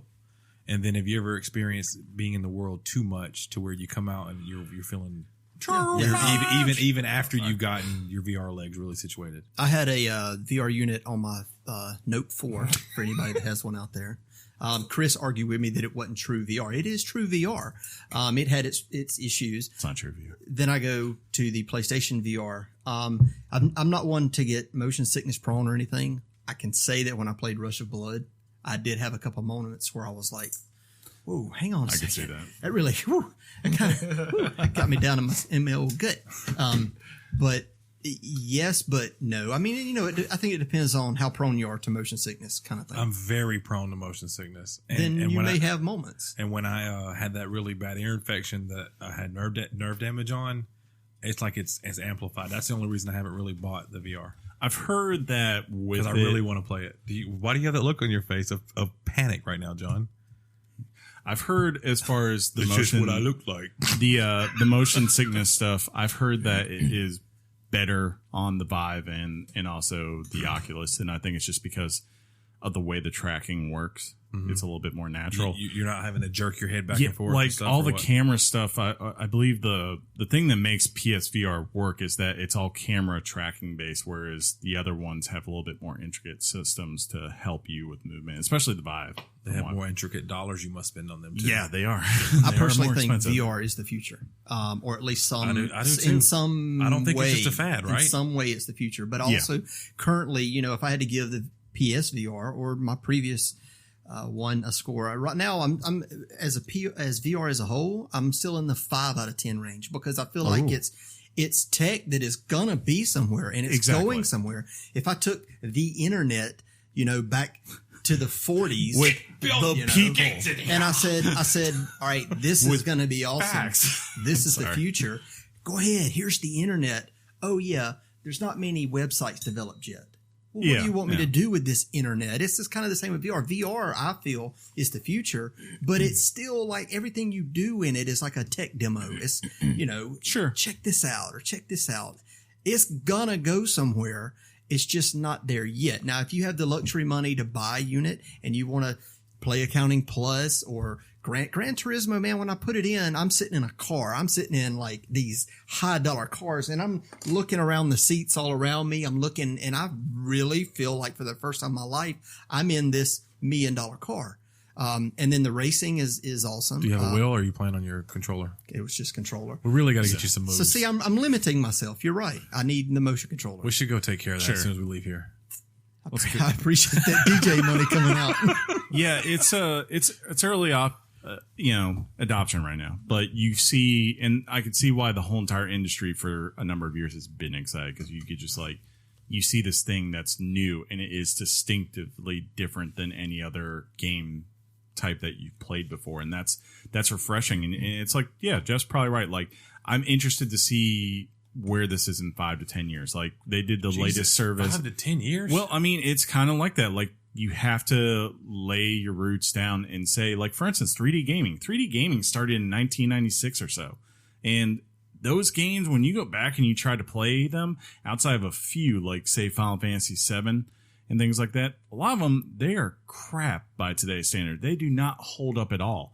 But we've seen, as time has gone on, that they have consistently refined those tools, made better and better games that have actually held up, I think, longer and longer, as long as you got a compact. You don't mean actual 3D. You're talking about like Mario like 3D worlds. Okay. Yeah. Like, I think it's a little different. Could be wrong, but I also think that your time frame is a little off. I think games are starting to roll out now.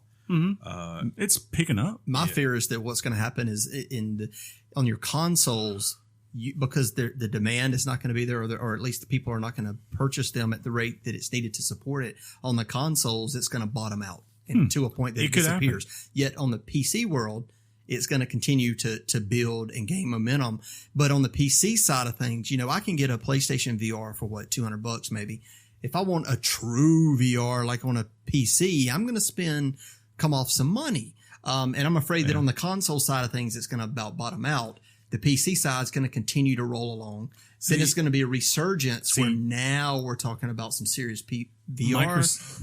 Microsoft's big hold off has been, they've said this, they are waiting for the moment that they can do VR where there are no cords. And I think they're right about that. They're like, the moment you get VR and there is no big, huge, glaring attachment to the back of my head, like where if it can be just a simple kind of like the equivalent of a audio wire going from your head down into your controller or whatever, and that's it.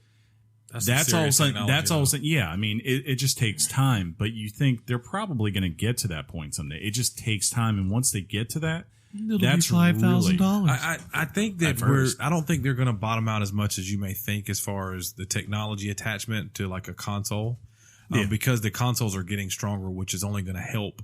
You know, the VR. Like being able to run Xbox One X could do it really good now now, and I mean they're going to announce the PS5 here like in 2 days. So. What I think is really going to carry VR through is spoilers. In this day and age, when people think of VR, they think of gaming. Mm-hmm. Sure, but the thing is when I had it on my phone through the Gear VR, you see many different aspects other than just gaming. You can walk into a virtual store, and you can select a purse or shoes or whatever it was I saw in that demo. Purse and shoes. And what are you buy a lot of purses, huh? And you can click on it. And so I can see a virtual world where shopping takes place in Amazon, where you can select an item and rotate it in your hand and look at it. And then versus just cart. on a, I could see a point where we get to where people are considered a forgotten generation. And they live in this online community let's just call it the Oasis. And eventually you get these full body immersion suits. And eventually the guy who created that dies, and he starts off this whole entire big Easter egg hunt for these keys to unlock control of the whole entire dang thing. So with that you can see Ready Player One. I was this going March. to say, you better be ready, Player One. That's where I think we're all hoping we get to someday. But yeah, it's cool. And look, Jeff, I'll say this. In 1995, when I had the internet, the only thing I needed was a bottle of lotion, and I could do a lot of great things with GeoCities and Angle Fire. I miss Napster. Of lotion. All I needed was 10% of an image. Yeah. Now look, it might take 40 minutes for that image to load. That was like this big, but when it did, oh yeah. Anyways, that was early days of adult entertainment. Next up. That's dial-up. That's terrible. I know. For Honor, milestone. For Honor has reached a player base of 7.5 million, including 1 million unique players every month. The game has been out for a full year. Ubisoft credits the game's success to its regular updates and keeping fans invested. Age of Wolves is in full swing, with the update rolling out to dedicated servers. The game's success comes as a relief to the company after a rocky start to its own release. Yeah, as you read that, all I'm thinking about is that rocky start. Sure. And yet I think we've talked about how well it had been doing before. Yeah. And we constantly see things that are, that are good about this game. So many things are going on that they'll never know. It's awesome. Anyways. Yeah. So I think, do we go back and play it, or I don't know. I don't have too much but they have shown, and of course, obviously, their next big thing is going to be what's it called? Skull and Bones, the pirate one. Yeah. They have shown that despite now with two of these, despite having a rocky start initially at launch. Yo, Adrian! They have proven that if they continually give people updates and continually give them more content to go after, that eventually they can build out a pretty dang good money-making machine. You know, they've done it now twice. Rainbow Six the Siege started out and everyone was like, why the heck did you release this in December? And it felt like it was just going to go away and never be talked about again, especially when the Division came out. That game's bigger in the Division now. Everyone's still playing. Everyone's talking about the upcoming release of the new expansions coming this year. I know. And I still want to give Wildlands a crack. I will say At the this right too. price. I mean, That's more of a game than those when a two, company but, does this, like they're doing with this game, it's good, and I hope that's a trend because the way Epic is taking on Fortnite, Sure. those are two companies that I see investing in a game, and people are responding in a positive way to it, which is awesome. Exactly. So, and by the way, you remember how we announced the other week how Epic said "F you" to Paragon? Yes. There's a character in Fortnite now that was from Paragon that you can purchase. That makes sense. Of course, purchase. Yeah, Yeah. gotta pay that 15 for to 20. for the online play, and he's pretty awesome. So That's the one thing. Like, I want them to get to a point where they can make the characters in that game where it's not so freaking expensive. Like, I understand the really high ones that are $20, but like the base level price for one of them is it 800? Is that the lowest, or is it 1200 credits? some of them are 800. Some of the Do they? mid tier are like 1250, and then the big ones are like 2400. Yeah, it's like 12, 1500, 20. Isn't that what it is? I thought that's what it is. And then like 800 for the side stuff, like, you know, the axe. And No, you can get a base character like for okay. 800 and 850. Yeah. He's just like wearing a different hat. Yeah, they look very just kind of hack. Generic, yeah. I buy those a lot because But I mean, like, for those people who don't know, that's like a difference of $12, $15, or $20 for a skin in the game. And you can't get those any other way but pine. So, it is what it is. U.S. Senator getting involved in loot boxes. Dun, dun, dun, dun. U.S. Senator Maggie Hassan of New Hampshire has issued a letter to the ESRB. Had a little burp in my mouth there. Outlining her concerns with microtransactions, particularly loot boxes. The senator, I just added a syllable. The senator expressed her concerns during a Senate Commerce, Science, and Transportation Committee hearing in which she questioned nominees if they would be willing to take a closer look at video game addiction and loot boxes, which Hassan believes could contribute to addiction. Hassan is specifically speaking of in-game purchases for surprise winnings, which targets children who may be susceptible to being addicted to them. All three nominees confirmed they would be willing to cooperate in the investigation. Could be a big deal.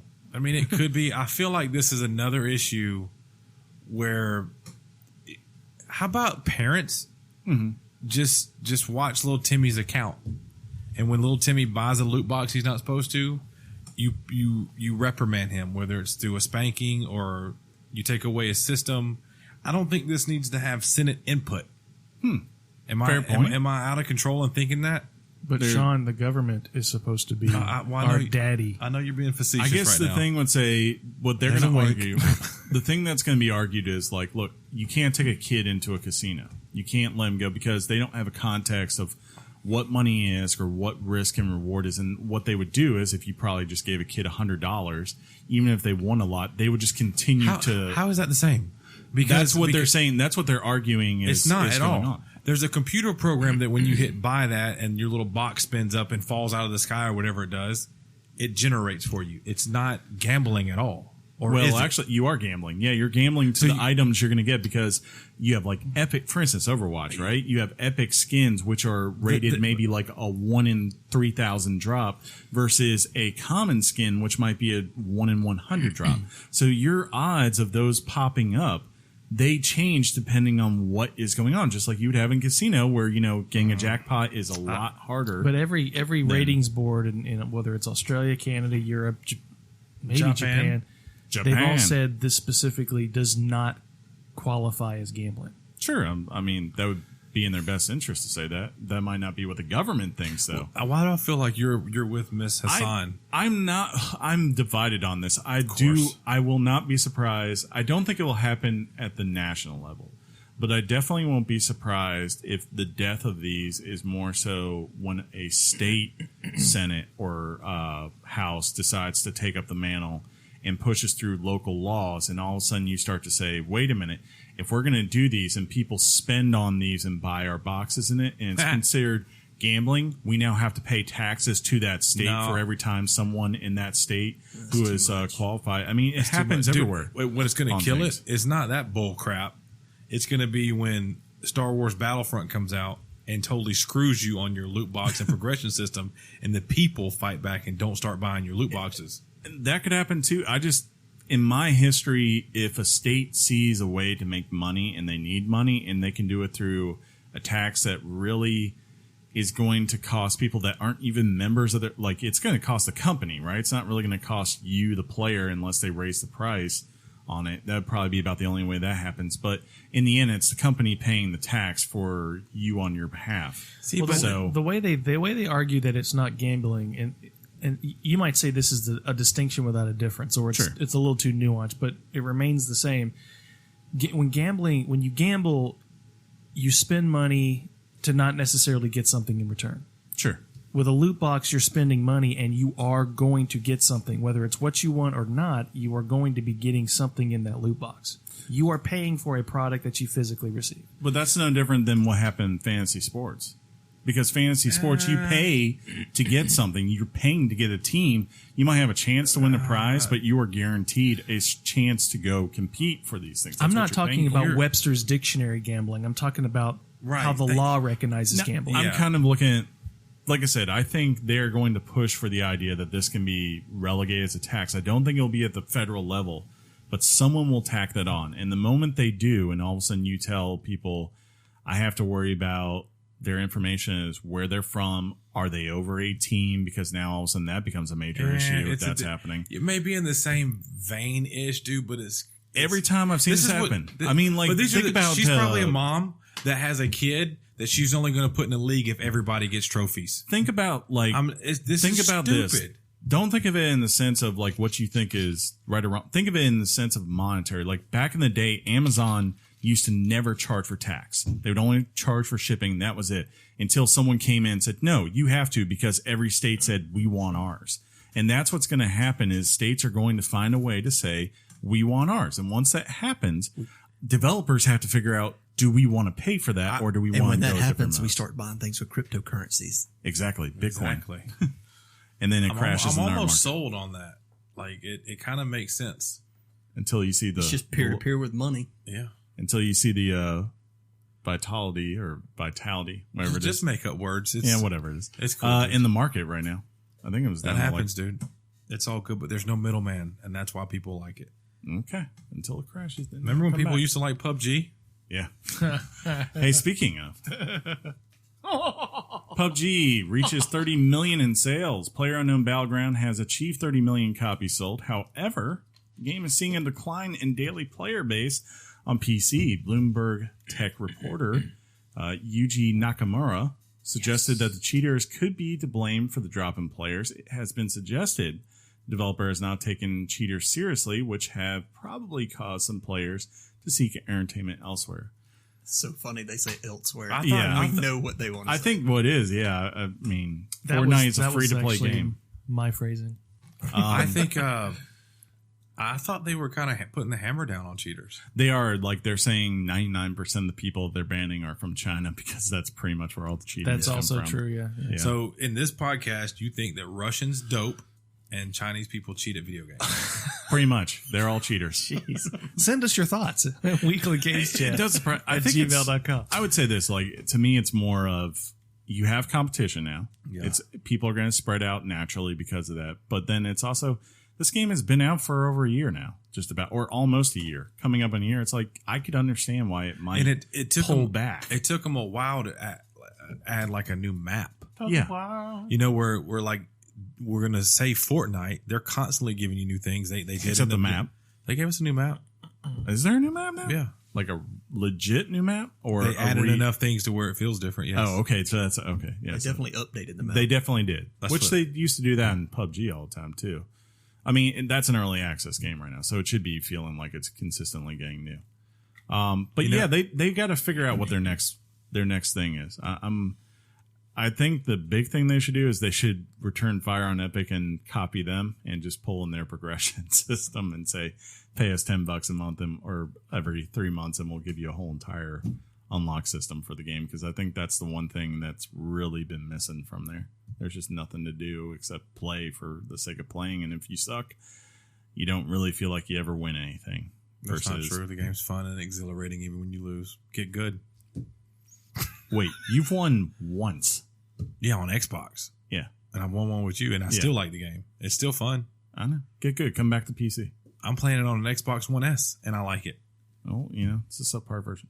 Yeah, and I'm telling you, Why I still being like defensive it. PC I don't know. rates against Xbox. I could pop on the PC, and it runs great on my PC now, but I'm just playing it. It's still fun. You are welcome to ask me to play anytime. Yeah, see? That's why. That's why we don't play. Yeah. Well, guy don't fandango, and you don't call anyone to do anything. You're a terrible friend.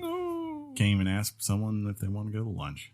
Jeez. This might be time for a segue. Oh, anyways. He can suck. What? Kingdom Come delivers. What? See what I did there, Chris?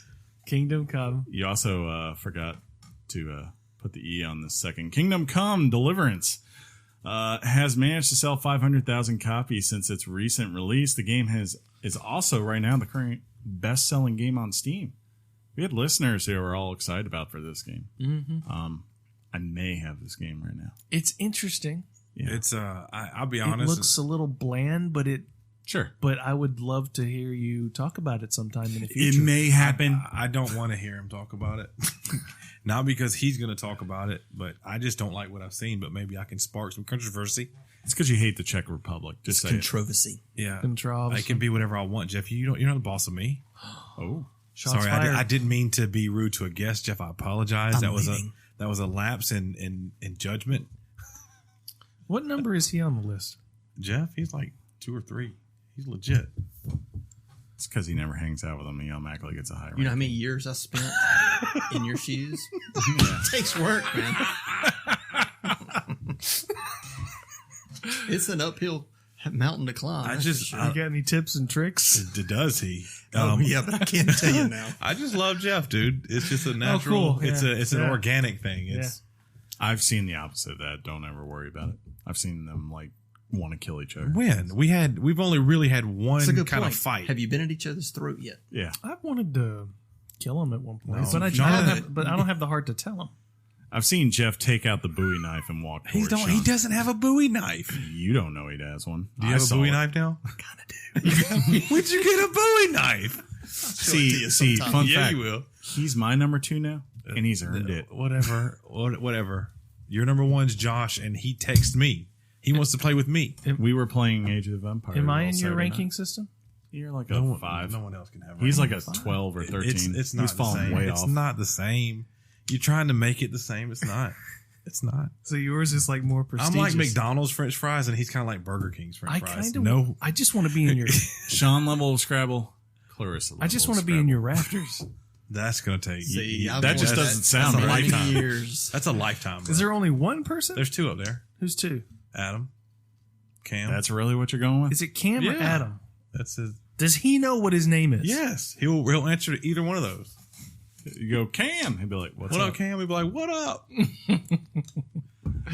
Assassin's Creed Future Oh, is this a new Ubisoft. game? is concentrating at the moment on Assassin's Creed Origins rather than a new entry in the once annual franchise. This is a response to an earnings call where questions stating, quote, we are concentrating. Oh, wait, on. This is in response to an earnings call question. There was an S on that question. Okay, got it. Stating, quote, we are concentrating at this moment on Assassin's Creed Origin, for which we are going to launch a few other DLCs, so you will be amazed by what will come to Assassin's Creed Origin. That's the only thing we can say right now. The company is attributing the success to Assassin's Creed Origins and other titles to slowing down the production on the whole.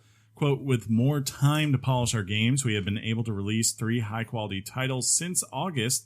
We have fully embraced the significant increase in resources required to develop even bigger games. Sounds like the right call, and I totally support that. It's strictly driven by sales and money. In part. I mean, the game didn't sell as well as they maybe hoped or thought. I think it still sold good. I think what game? It's all great. No. Origins did. What am I thinking of then? Syndicate didn't sell well. Possibly. But I also think it's because the people, it's possible that because Assassin's Creed was a once annual thing, it kind of got redundant. Maybe they lost some of their, I don't know, creativeness. I don't know. Yeah, I think they learned their lesson. It's like, maybe we don't need to be an annual studio maker. We could instead spend like 2 to 3 years on a game and make it something that gets a much bigger audience at that time and is consistently rewarded for I would like to point out that they haven't specifically said that this is not going to be annualized. They haven't said that. It feels that way though. It could feel that way. Plus, they now have a lot of stuff in their wheelhouse now, and supporting a lot of titles now. So there's just probably, you can definitely tell that their money making strategy has shifted dramatically. I think in part because of Unity and Syndicate. I could see, but I've got the season pass for Origins already. So. I've heard the first DLC, people were kind of like, because it really isn't much. That's not what I heard at all. Yeah, that's what I read. On the other hand, I could see like, okay, so this year we know, Far Cry comes out next month, right? Oh, yeah. Yeah. I could see I'm this warmed fall, up too. either that Skull and Bones game will come out this fall, if not sooner, and then maybe Watch Dogs 3. Maybe that seems too soon, but maybe. Or God, please let them just go ahead and release a new Splinter Cell game. That would make my life. But I bet you we're going to get Beyond Good and Evil 2 this fall. That would be my guess. From what they suggested, that game's a while off, even now. But Chris, I don't know. I would take it. I don't know. Mafia did that peak? Yeah, a little bit. Mafia 3 Studio has been hit with some layoffs. Oh my gosh. A significant number of staff have been laid off from Mafia 3 developer Hangar 13. Quote, 2K confirmed there have been staff reductions at Hangar 13 in order to ensure the studio's resources are properly aligned with its long-term development plans. These reductions will not influence 2K's ability to create and deliver its products that are currently in development. We never take these matters lightly and are working with the affected employees to support them and explore potential opportunities throughout our organization. The publisher has not commented how many people were let go, although Kotaku is suggesting the number is significant. Here's hoping everyone affected lands on their feet. It's not too shocking. I thought that title sold pretty well. Yeah, it did, but these kind of studios, what they do is when you get near to release, like when you're in your main crunch year, they hire on a bunch of people, they push out the game, they get the DLC done, and then they cut them loose because they don't need it. It's kind of like seasonal employees at like a Lowe's or a Home Depot. Yeah. They need you in the garden shop to sell flowers, and it's going to get too hot or too cold, and you got to go. Yeah. That's why I think they're really, of all things, I'm very surprised there's not. You're absolutely right, John. Of all things, like there's not in industry. It amazes me. 8 years to do this job, and now I'm a seasonal employer. Yeah. It amazes me, but no, I agree. There isn't in a union for video game developers for this kind of reason. Like it would make sense. Like if they ever wanted to unionize, I'd be like, I totally understand, because if you know you're literally every single time going to push out a game have a 1 in 4 shot of getting fired, I'd be pretty pissed off too if I have all these degrees and the talent they do. It's not like they're I would support video game industry having staffing firms, talent agencies, stuff like that. People that are represented in that way. But going to a company and demanding a fee or this and that, putting all kinds of restrictions in there, I don't think the industry is mature enough to handle that type of financial hit to the market as well. Because regardless of what your opinion is on unions, unions affect companies' bottom lines, either nominally or very significantly. All I know is it's going to come to a head at some point. Eventually, there will get to a point where people are like, no, or like studios will either have to address because they continually see high-end people leave because they just feel like it's a matter of time before they're going to get cut. and they don't see them wanting to make Call of Duty for the rest of their life. So the first instance they get some money, they're like, I'm just going to go off and go make my own game, see what I can do, and go from there. And stick here and wait to get fired by you. Not everybody can work for Naughty Dog. That is true. Finally this week. Finally this week.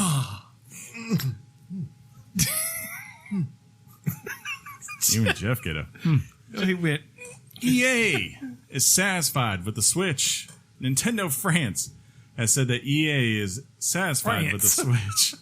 This is like the most random thing. Nintendo France. Why was it just them? Why was it like Nintendo of America or anything? I don't know.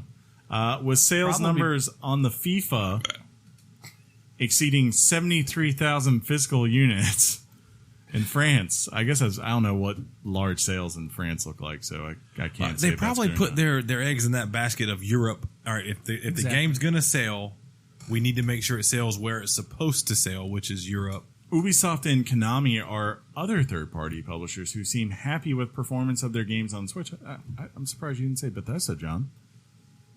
Yeah, John. Yeah. Why do you say Bethesda, John? Why didn't they get a shout-out? You love Bethesda. I'm not head of Nintendo France. It wasn't my statement. This doesn't... I don't see any quotation. The second part was more like hearsay and things of that nature. Your face is hearsay. You're good one. I got nothing. I hear this, though, and it honestly just sounds like PR talk to me. I'm more of like, Chris, you know how I'll know? When I come out this year and there is a Madden game coming out. Look, here's how it goes.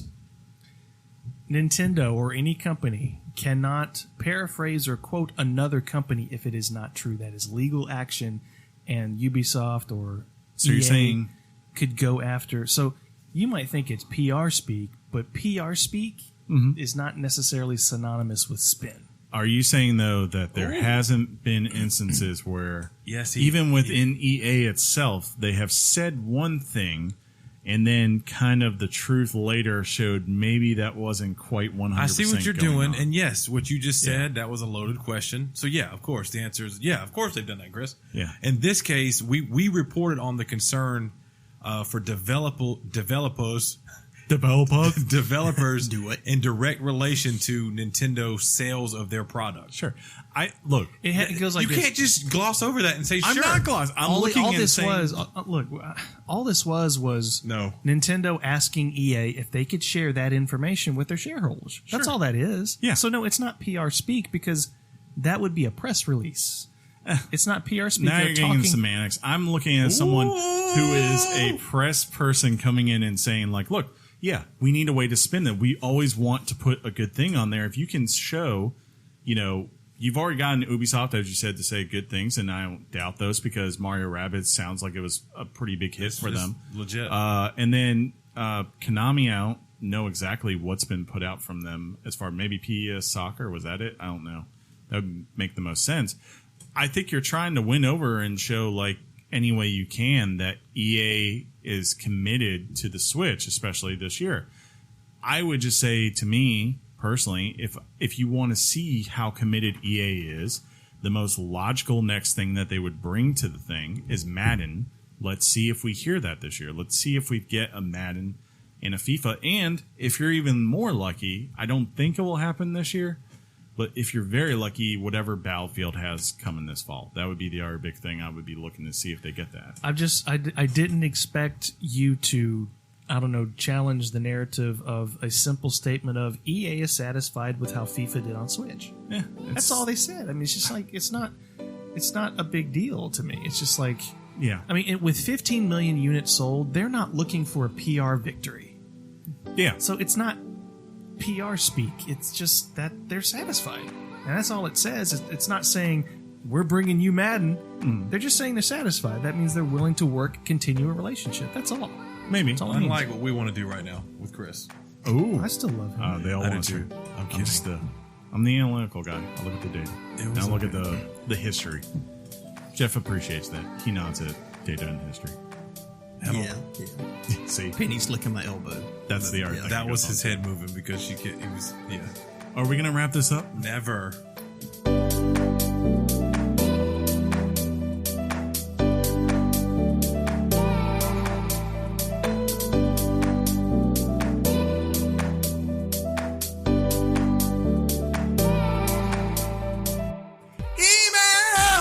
electronic man. I didn't think From the future. I'll be fair. I knew we would peak with all of us, but I didn't think I was going to get there at the beginning. But then I looked over. I totally got You there. got it? Yeah. That's what's up. You got yours, dog. Daniel writes in. Hey, Daniel. We got to wait because he's going to say what's up, guys, first. And we'll watch Oh, this. yeah. I forgot. I keep screwing up. Before we even get to that point, first off, if you want to write your words to us in an Why electronic are you looking at me like this? Because I stare at you. Did you get your tweets up yet? Yeah. Get them up. Get them up. They're up. I've been Get 'em holding them up, for get 20 'em up. minutes. But if you want to write your electric words and tell Shonda, you can write those words to weeklygameschat@gmail.com. That's weeklygameschat@gmail.com. Just like Daniel did. He writes, "It's me, Daniel, again." He did not say what's up. Hey, Daniel. Hey, Daniel. Good to hear from you again. It's us my again. brethren. So a couple of things. One, 9. Chris, you can't lean back and bring the mic with you. That's a good point. It didn't really. I peaked. 9. Wolfenstein is coming to Switch. So should I get it for the Switch, or do you think they're going to include the Old Blood and New Order with it? Kind of like Bayonetta 2. Also, I'm planning on building a gaming PC with my dad, but I have no clue what to do, what parts to buy, We got you, bruh. or which works well together. So, do you guys have any suggestions? Because I know one of you built a PC for PUBG. John, look at me when I'm talking to you. I know you're a zombie guy. Did he say that? Oh, I know you're a zombie, but do you still have a brain? That's funny because inside jokes. What I would suggest for Chris and the PC thing, and I know you got more to read. Yeah, we got a lot more. I'll hold my thought. Why don't you shut it? Why don't I calm down? Yes. There it is again. I heard it. I know you're a zombie, but you still have a brain or part of one. I think.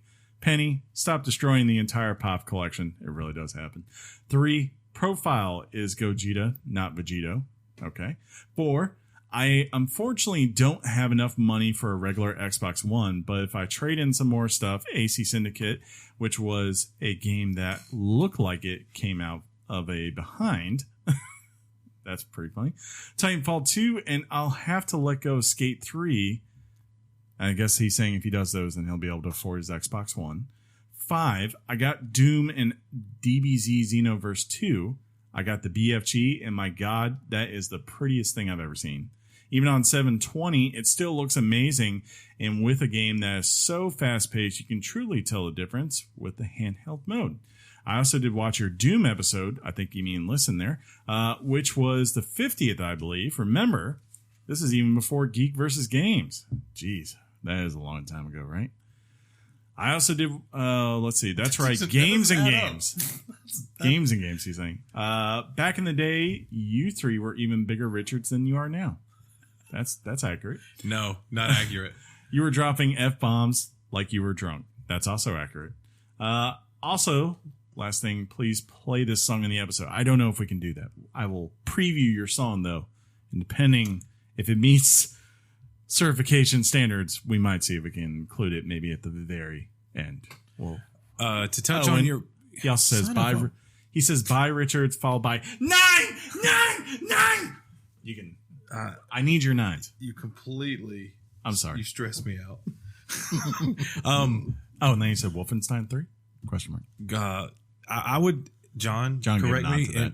I would say get a Wolfenstein game on a system that can handle it. Yeah. Because it looks amazing. I agree. Like, Wolfenstein, no offense, like, to the Switch. Those, if you only have a Switch, I'd be like, sure, go get this. It. But you still get the experience. Everyone who I've heard gets these has, as far as the sites were saying, like, look, it's a workable version of these games on there. They run fine, but it's like you make some sacrifices on there where you have an Xbox One, it sounds like, or you're about to build this PC.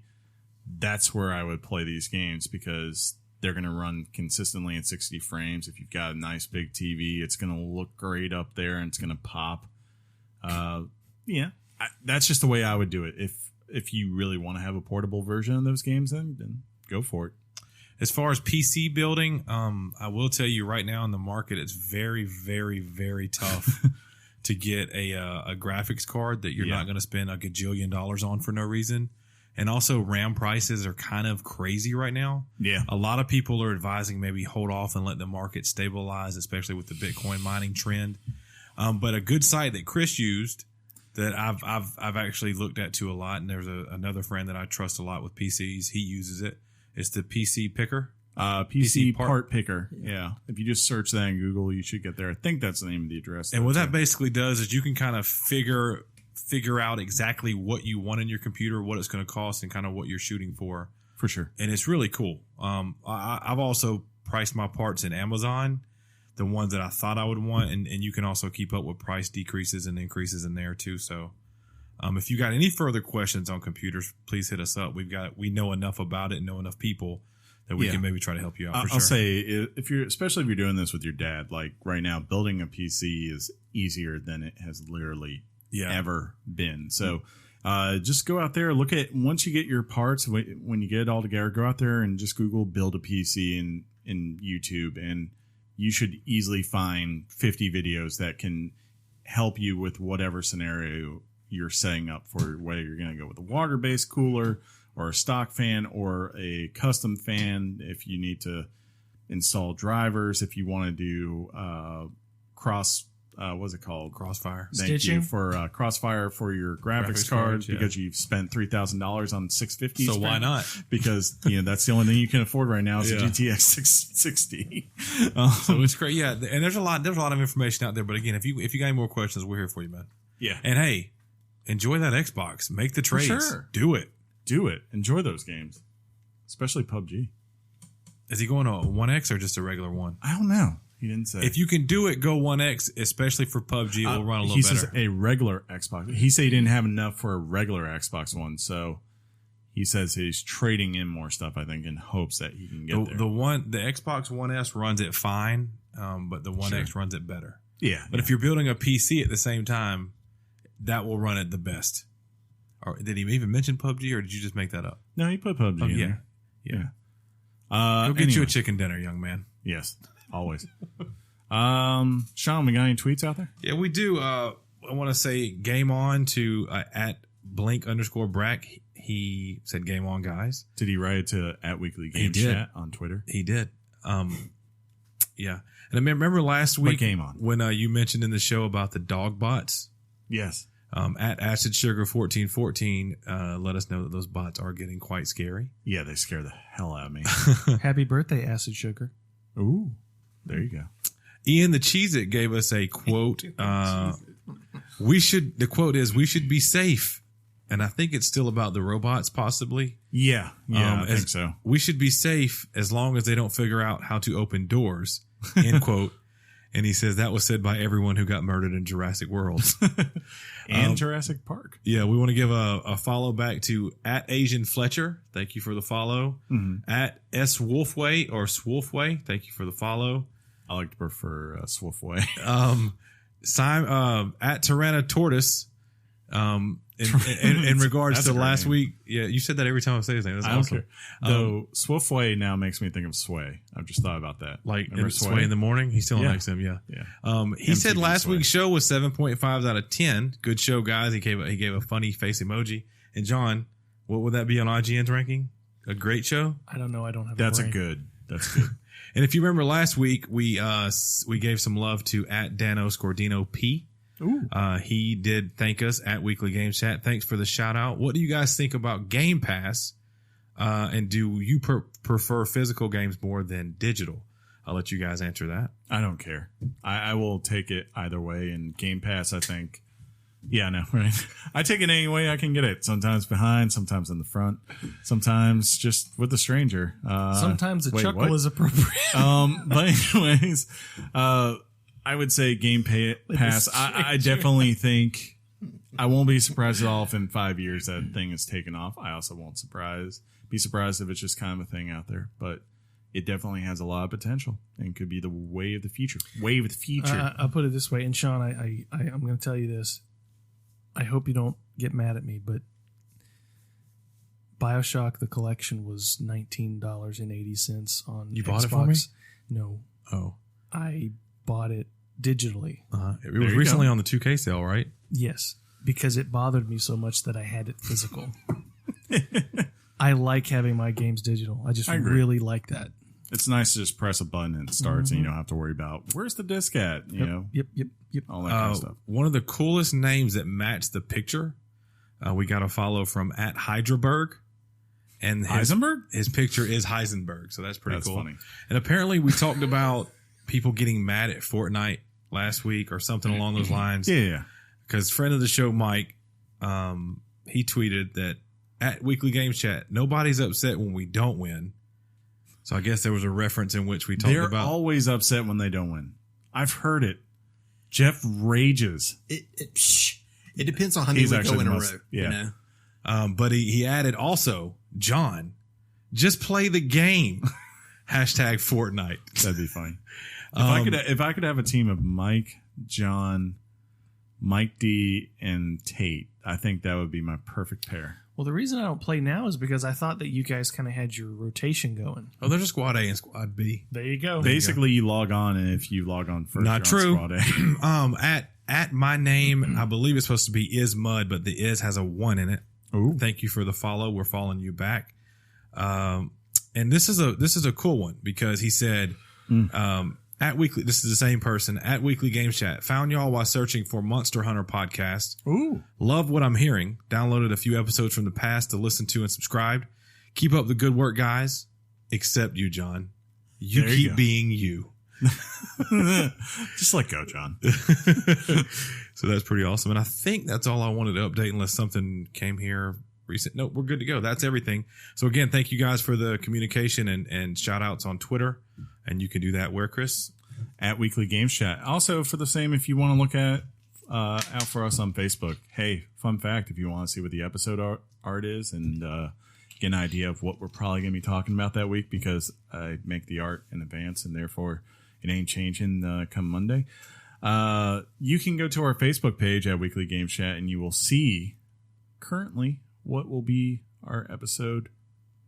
Well, if you looked at it today on Monday, you'd see what's going to be Celeste. But it's Wednesday to them, yeah. so this is So dumb. when you get to when you get to this Sunday night or Monday at some point, check our Facebook page and you will see what we're talking about next week. If you're ever wondering, that's what I'll say. Does that sound good to you? Are you fine with that? I mean, I'm meh about that. He just double blinked at me. I don't think he was ready for that.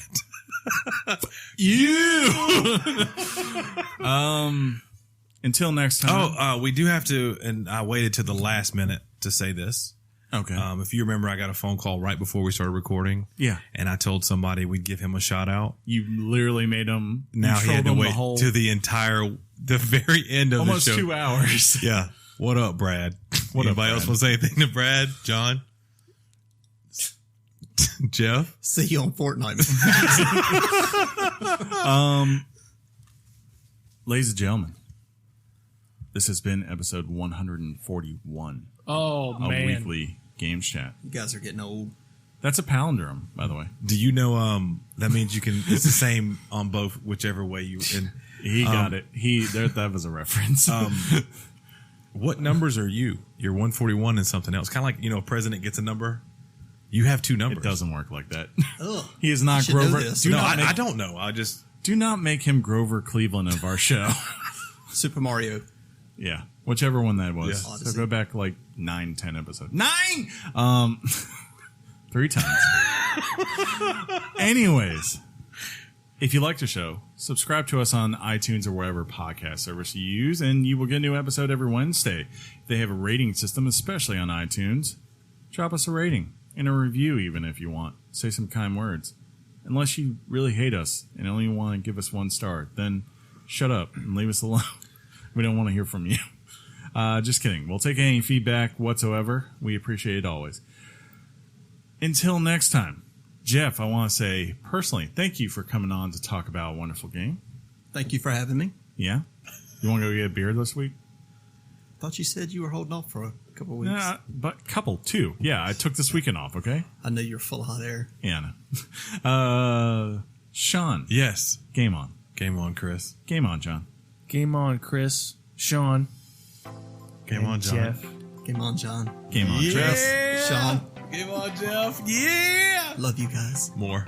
Your mom's box. My, that wasn't supposed to hit the table like that. Sorry, guys. Your mom's box.